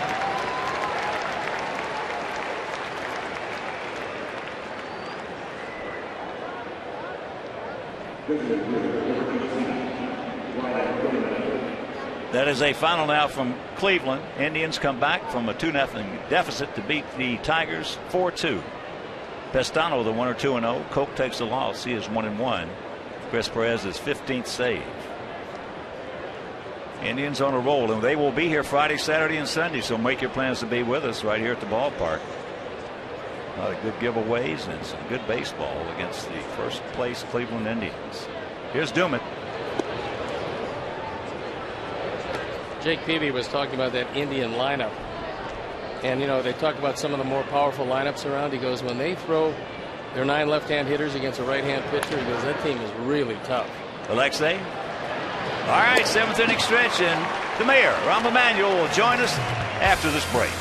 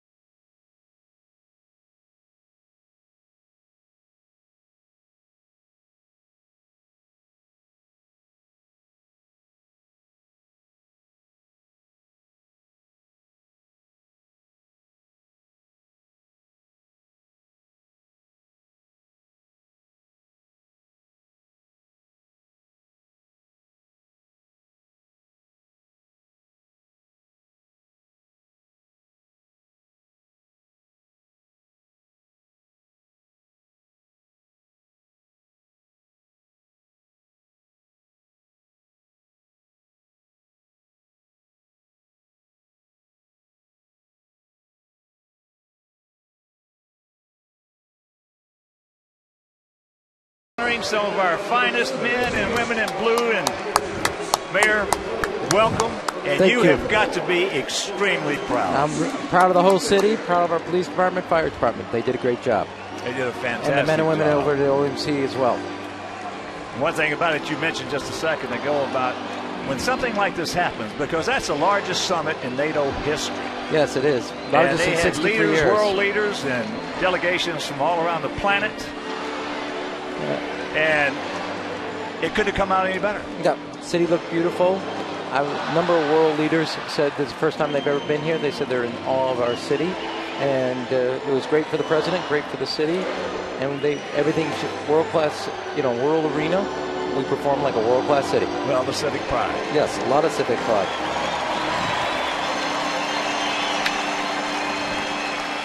And just moments ago, something you didn't see, this is some of our finest down there, and that is Gary McCarthy, Chicago Police Department Superintendent, and he is welcoming and thanking. He has with him is Gary McCarthy, Al Weisinger, the first deputy. You had the guy that was stabbed in the leg, sergeant, two officers that are bicyclists that were there. And Mayor, what will this do for our city in the long haul as far as the international view of what Chicago is and what it's been and what it will be? Well, we all know it to be a world-class city. Now the rest of the world knows it. That's number one. Pakistani group was staying over 4 days. They canceled their trip back to D.C. They're staying 4 extra days. You should see the press from around the world. There were a lot of the reporters were doing stories about Chicago's beauty, its architecture, its people, and it's tremendous for basically marketing that's going to bring a lot of tourist dollars and jobs here. Well, quite obviously, also the biggest thing, I've been around the civic pride that people are feeling in their city. That is a great thing. We got our step back. We got our game. Well, you were the guy that obviously helped bring this here, and so when it goes off as smoothly as it did, which is just unbelievable as far as I was concerned, right. Living downtown and seeing the way it was unfolding, you had to feel just an unbelievable sense of pride yourself in what you were able to accomplish. This was a great event for the city. There's an opportunity for it to shine, for people to see it in a way that they have not seen it. That is what happened. And I've always had confidence in the leadership of our police department, the rank and file, and they showed the rest of the world what it means to have the best police force in the country. How much preparation, and I know there was a lot of it, but how much preparation and how long did it take for our policemen to understand the needs of an international summit like this one? Well, they've been training for 6 months, and as Gary's, we were just talking down there about the notion of soft power and the ability to basically disarm those who are protesting so there's not a sense of competition or confrontation, and it worked. Well, I watched a lot of it, as I'm sure you did too, after it was over on late night TV and everything, and the compliments were just... I couldn't stay up that late. I was exhausted. So tell me, how did it look? It looked awesome, I'll tell you. Great. But it was just unanimous with the compliments of the way, as you said, the soft power. Yeah. And it was a very forceful but soft power that impressed everybody. We're the only major international event. No broken windows, no violence, the fewest arrests. And the truth is, the protesters they had their view, they had to express. The people that were doing stuff had no political view. They had nothing. The last 100. They're not protesters. And so the police department did great. And then my other thing is that the city just looked fabulous. It was great weather, and the president got a chance to show his hometown, and we shined. We rose to we got our game that day, as we do all the time. We know it. We're from Chicago. Well, I was going to say, when you spent as much time, I know, as you have here, and I have here, and Ken has here, you know what this city is all about and what this city has been to a lot of people for a long time. But it was nice to be able to show it off to the world. You got it. Well, between the three of us, we got a few years in this, this great city, I'll tell you that. As that's out number 2. Sox lead at 5-0. And we've got some questions here from some fans. And the first one is on a lighter note, of course. What Chicago food did you miss during your D.C. years? All right. Weenie Circle, hot dogs with French fries. I saw you eating more down there earlier. You know what we call that? I'm gonna tell you this. We're all eating. I will say this. When I'm under stress, I lose weight. I lost 4 pounds, and we all called this the NATO diet. That's what Gary McCarthy outlined. We were all calling it the NATO diet. We all dropped weight. So I love hot dogs. I love Weenie Circle hot dogs and fries. You ever been there? No. It's the greatest I love Weenie, and then there's hot dog. I can either one of those. I go for. We got a pretty good one out at the golf club. Yeah. It's about that big. Yeah. Oh, and one to count to Paulie.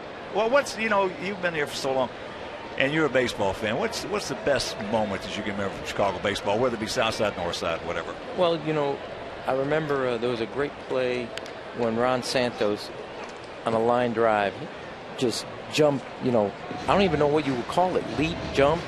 I mean, it was just moved and caught a line drive. I forgot what game it was, but it was a tremendous play.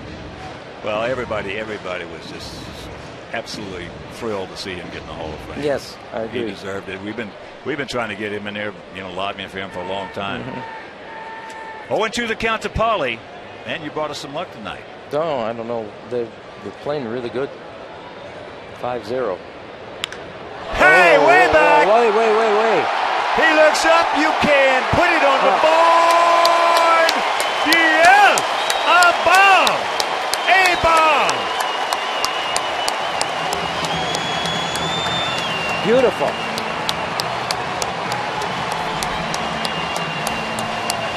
Third hit of the night for Paulie. His 5th in the 2 games he's played since coming back from the beaning. And our Ford home run replay. This is a hanging curveball. And Paul got every bit of this one. And here's Alex. He had a 2-run homer back in the 4th inning. Well, you're definitely going to have to come back. I mean, that's the must. It must be my NATO dust. Whatever it is, leave some here, will you? Let me ask you one question. Yeah. If there's one thing, in retrospect, because that's in the hole, that you just mentioned was the civic pride. Is that your most prized possession of this whole thing? Oh, there's no doubt a sense that we got our game back.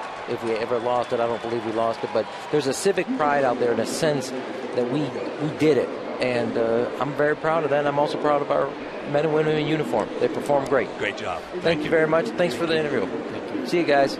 I hope Mayor Rahm Emanuel. Now I'm setting it up. We're up 6-0 now. Don't lose it here, guys. If I go.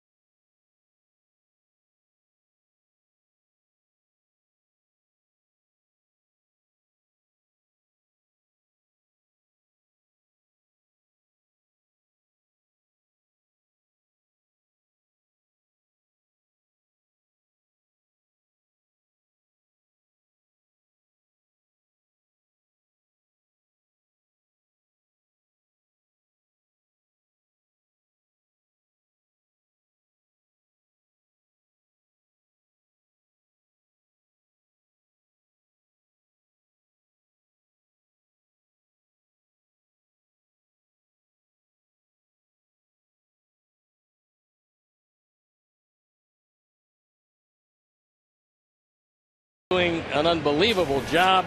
He gives way to Jesse Crain, who comes on for the 10th time. No record, an ERA of 186. And Chris Sale went a wonderful 7 innings, giving up just 2 hits. And he stands in line to win game number 5. Brian Dozier. Takes first pitch strike. Brian has looped the second, and he is grounded to third. Chris is trying to tie Jake Peavy for the most wins on the club. Jake is 5-1. And that's going to fall for a base hit. So Dozier comes up with his first hit of the series.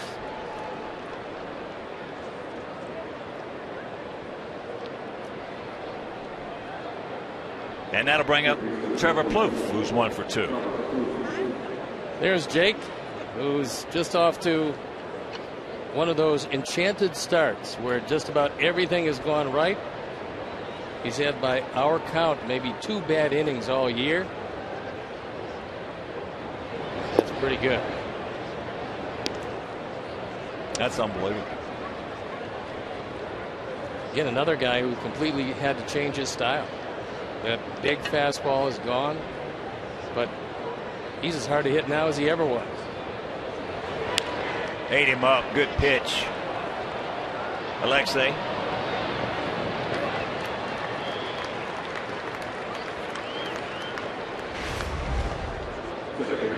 Rode this fastball right in on his hands. He tried to bring the hands in, but all he could get was the end of the bat on a towering pop-up.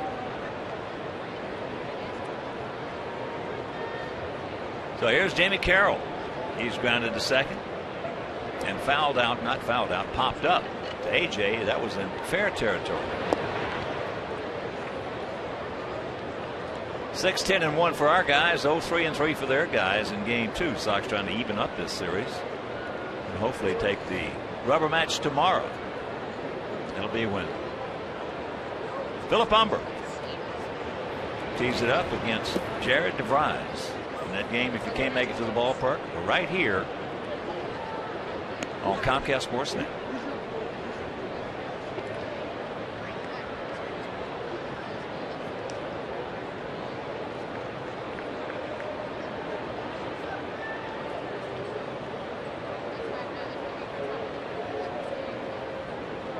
Big gap in left center.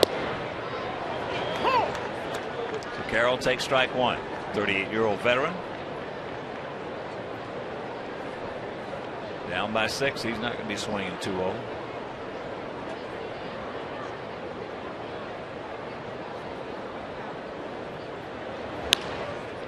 And that's fouled away, so the count evens at 2.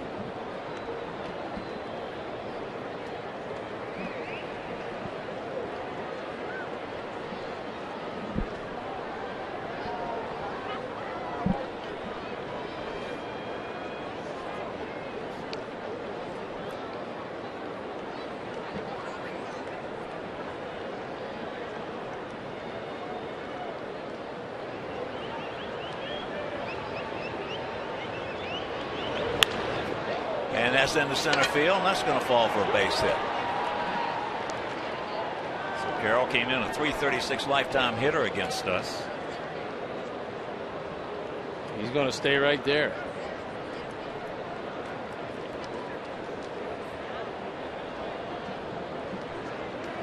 And as they have a little confab, a reminder, come see our White Sox take on the Mariners on Saturday, June 2nd, because the first 20,000 fans will receive a Carlton Fisk replica statue provided by Mission Foods, the official tortilla and tortilla chip of the White Sox. So purchase your tickets by visiting whitesox.com or calling 866-SOX-GAME. That is Saturday, June 2nd, first 20,000 fans, a Carlton Fisk replica statue.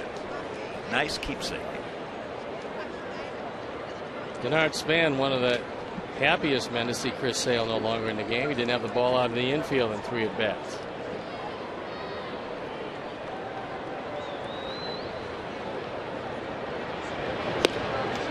First pitch strike.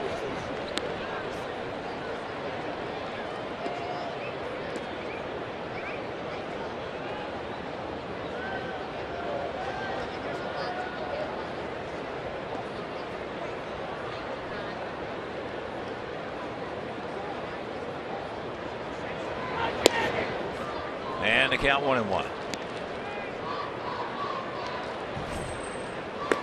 Matt Thornton loosening up in the bullpen.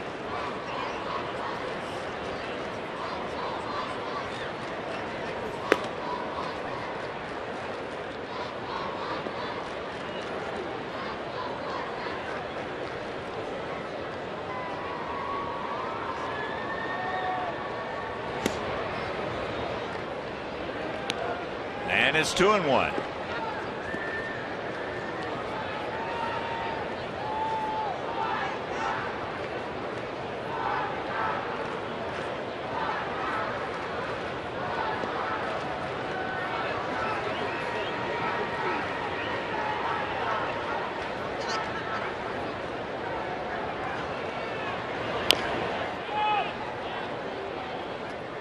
was a big pitch right there. I want to go 3-1 in this situation. So the count evens at 2. Our BMO Harris Bank pitch track shows it's a fastball right down the middle, but at 95, Span couldn't do much with it.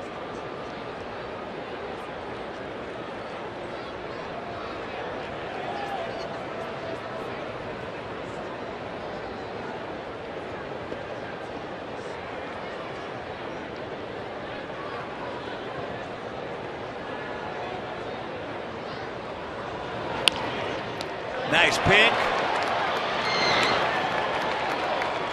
He was going to go to second. Alexei was coming across. Yeah, I'm not sure why he didn't, because he had plenty of time. And I think Jesse either couldn't get a grip on the ball or didn't want to open it up for the possibility of a big inning. It's right in the glove. He's got time. He takes a look and then takes a sure out. Well, if that, what you said, came into his mind at all, he made the right play. After he looked and Alexei was coming, Alexei would have been there for the throw. But if he had second thoughts or couldn't get the ears on it, take the out. I think Jesse might be a little disappointed in himself as Alexei Casilla comes on a pinch hit for Mastroianni. But normally Jesse, a very good athlete, would have turned that into 2. Easy. So here's a switch hitting infielder. He's only had 2 pinch hitting opportunities this year. He's got 0 for 2 to show for it. He had a 2-run double last night. He was 1 for 4.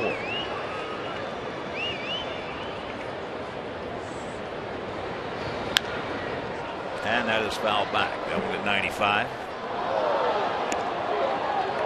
Still don't believe that Jesse is entirely where he wants to be after missing a great deal of time. Oblique problems on both sides. Certainly disrupted. A man who is a tremendous force out of the bullpen when he's entirely right.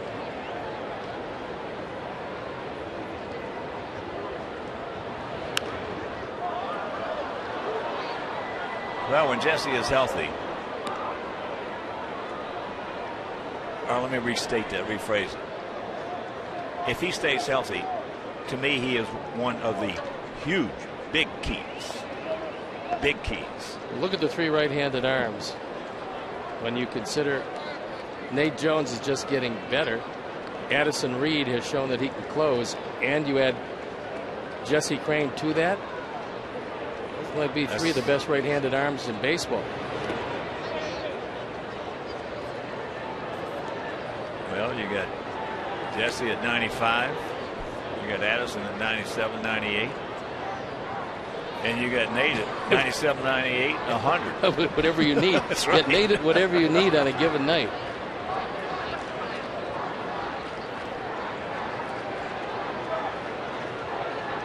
Six, 10, and 1 for us. 0, 4, and 3 for them.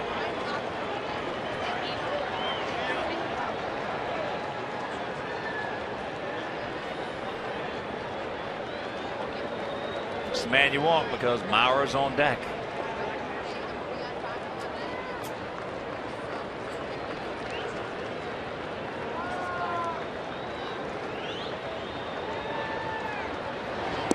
He gone. And that'll retire the side. We go to the bottom of the 8th leading by half a dozen.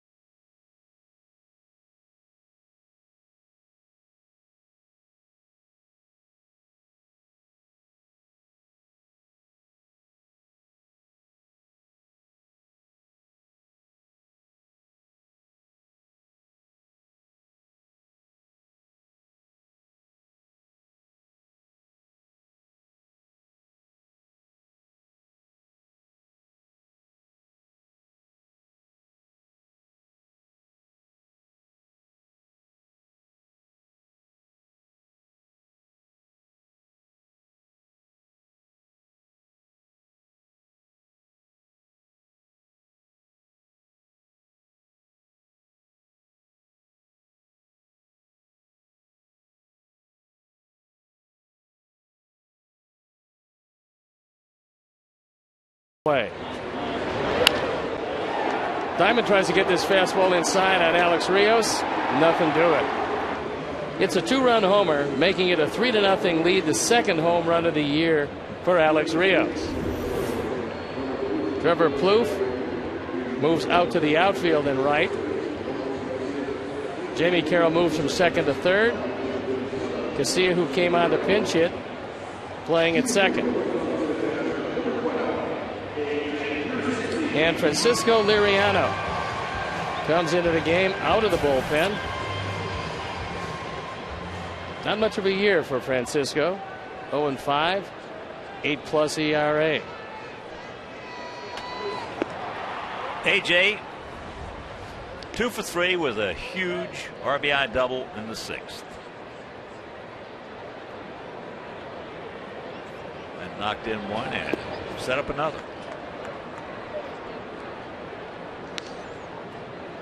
AJ at 303 to go along with those 6 homers and 28 knocked in.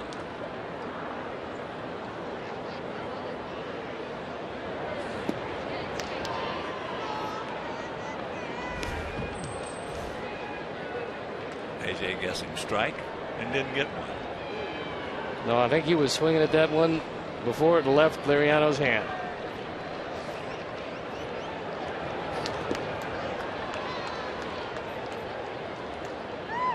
Three balls and a strike.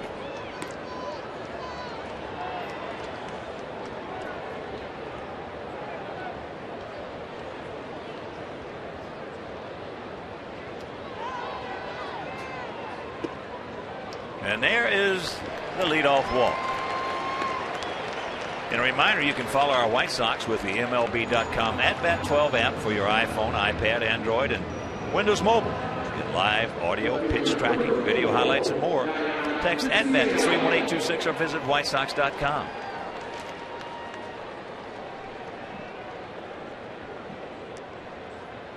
Here's Tank.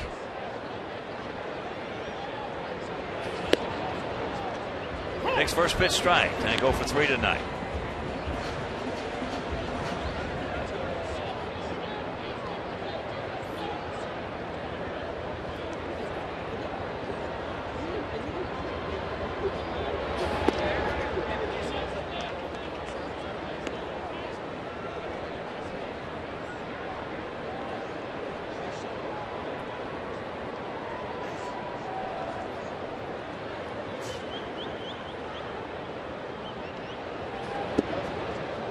Change up.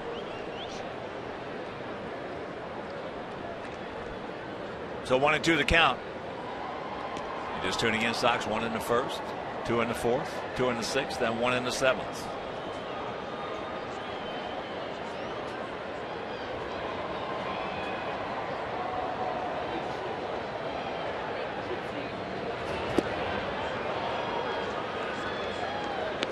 So 1 out.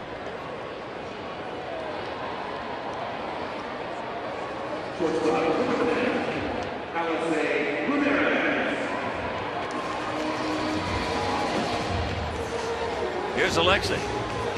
0 for 2 with a walk. That was intentional.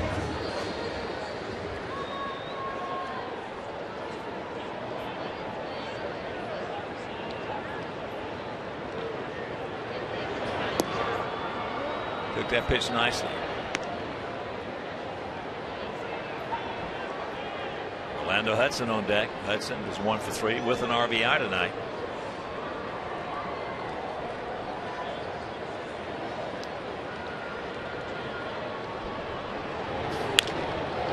That's into left field. Got it off the end of the bat. So 2 out. When this season started, they had what they thought was going to be a pretty good starting rotation. But between some ineffectiveness, some injuries, a release of Jason Marquis, they've turned over the entire starting rotation, and Pavano also has a bit of a sore arm. First pitch strike to Hudson.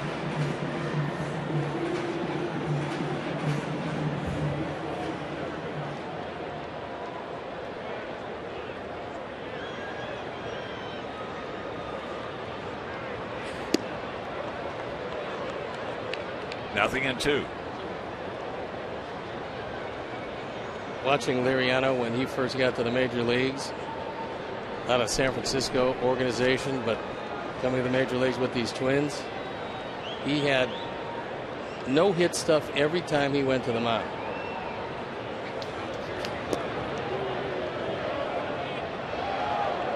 He did go, says Paul Nauert, and that'll retire the side. We're into the ninth. It is still 6-0.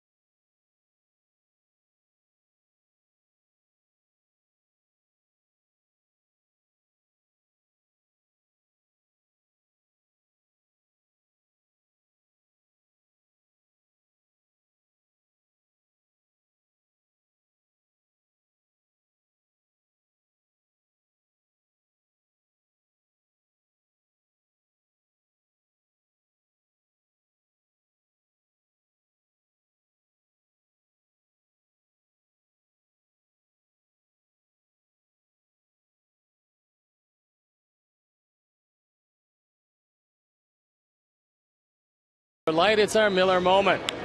Paulie gets a hanging curveball, and everybody here is excited, including the mayor. A blast off the bat of Paul Konerko, capping off the scoring.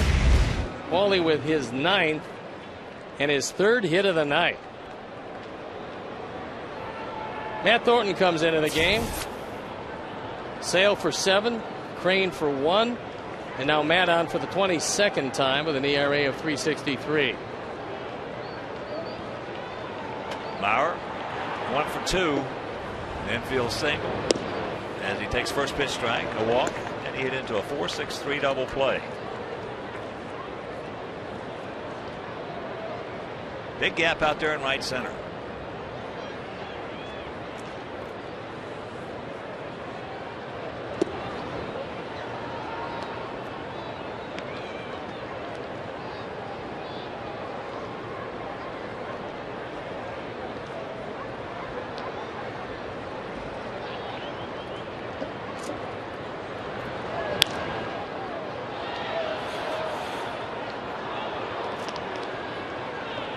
To the count. Chris Sale went 7. Didn't give up any runs. Gave up just 2 singles. Walked 2, fan 6. In pursuit of win number 5.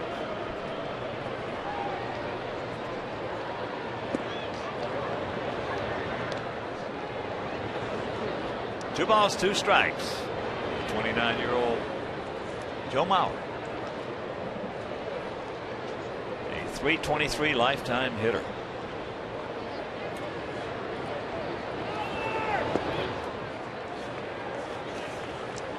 Full count.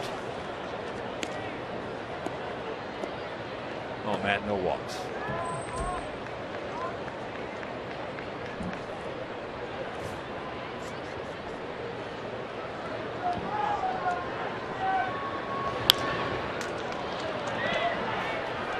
Top of the 8th down in Houston. Astros leading the Cubs 2-1.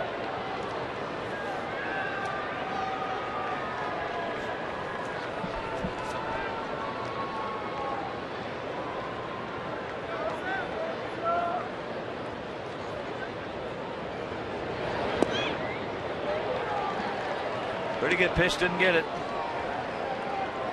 So the dreaded leadoff walk.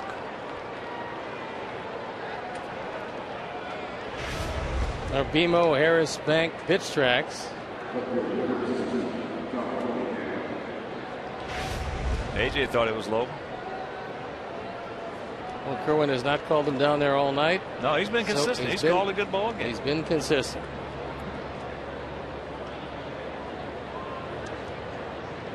Willingham takes first pitch strike. Josh is 0 for 3. Couple of strikeouts and a 6-4-3 double play. We talked about it last night. Make a decent pitch on him, you can get him. You make a mistake, he's going to get you. Last year, 29 homers and 98 knocked in with Oakland. In a tough hitter's ballpark.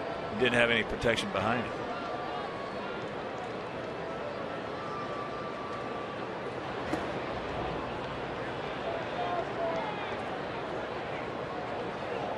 Two and one.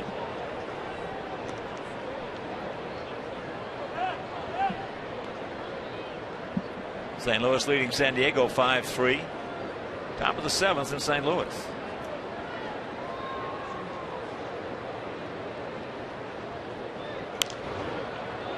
Ate him up right there to even the count at 2.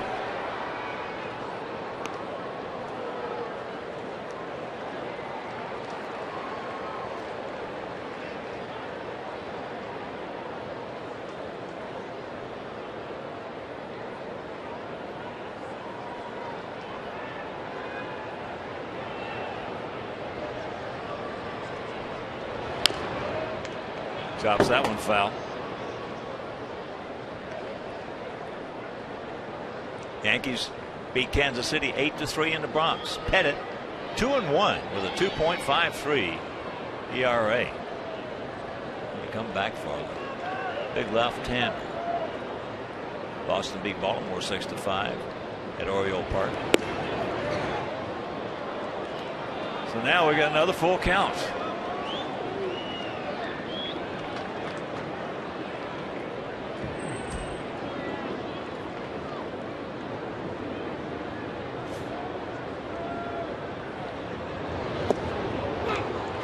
Back-to-back walks. There's Addison Reed as AJ was going out. Matt Thornton just turned his back, so AJ walked back to the plate. To send along birthday greetings. Happy 26th to Michael Ruby, the ballpark tonight. Yeah, happy birthday, Michael. Getting old. 26. Here's Morneau. Couple of strikeouts and a ground out 3-1.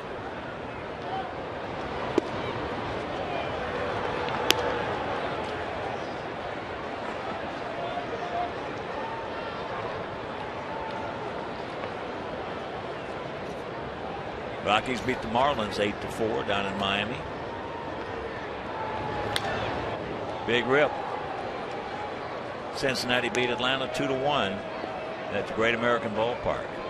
Phillies over the Nasty Nets 4-1 at Citizens Bank. Hamels 7-1 with a 2.17 ERA, the winner.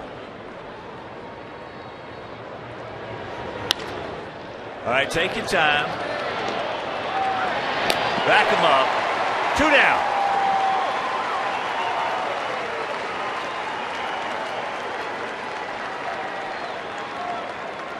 Third double play turn by our guys.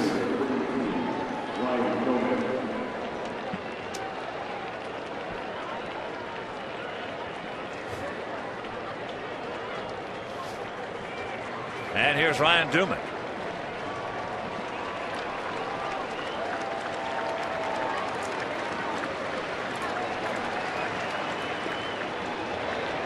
Seattle beat the Rangers 5-3 out at Safeco.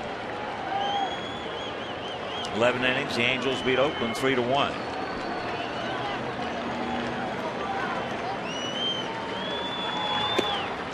There's a strike to even the count at 1.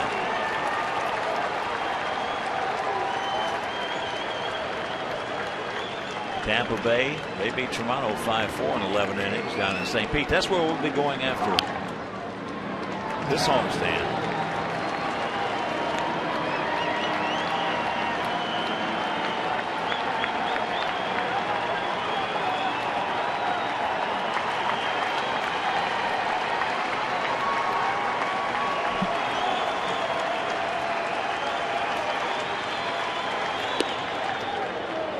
Two and two.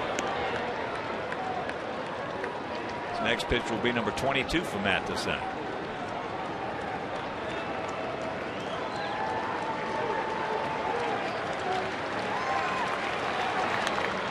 Fouls that straight back.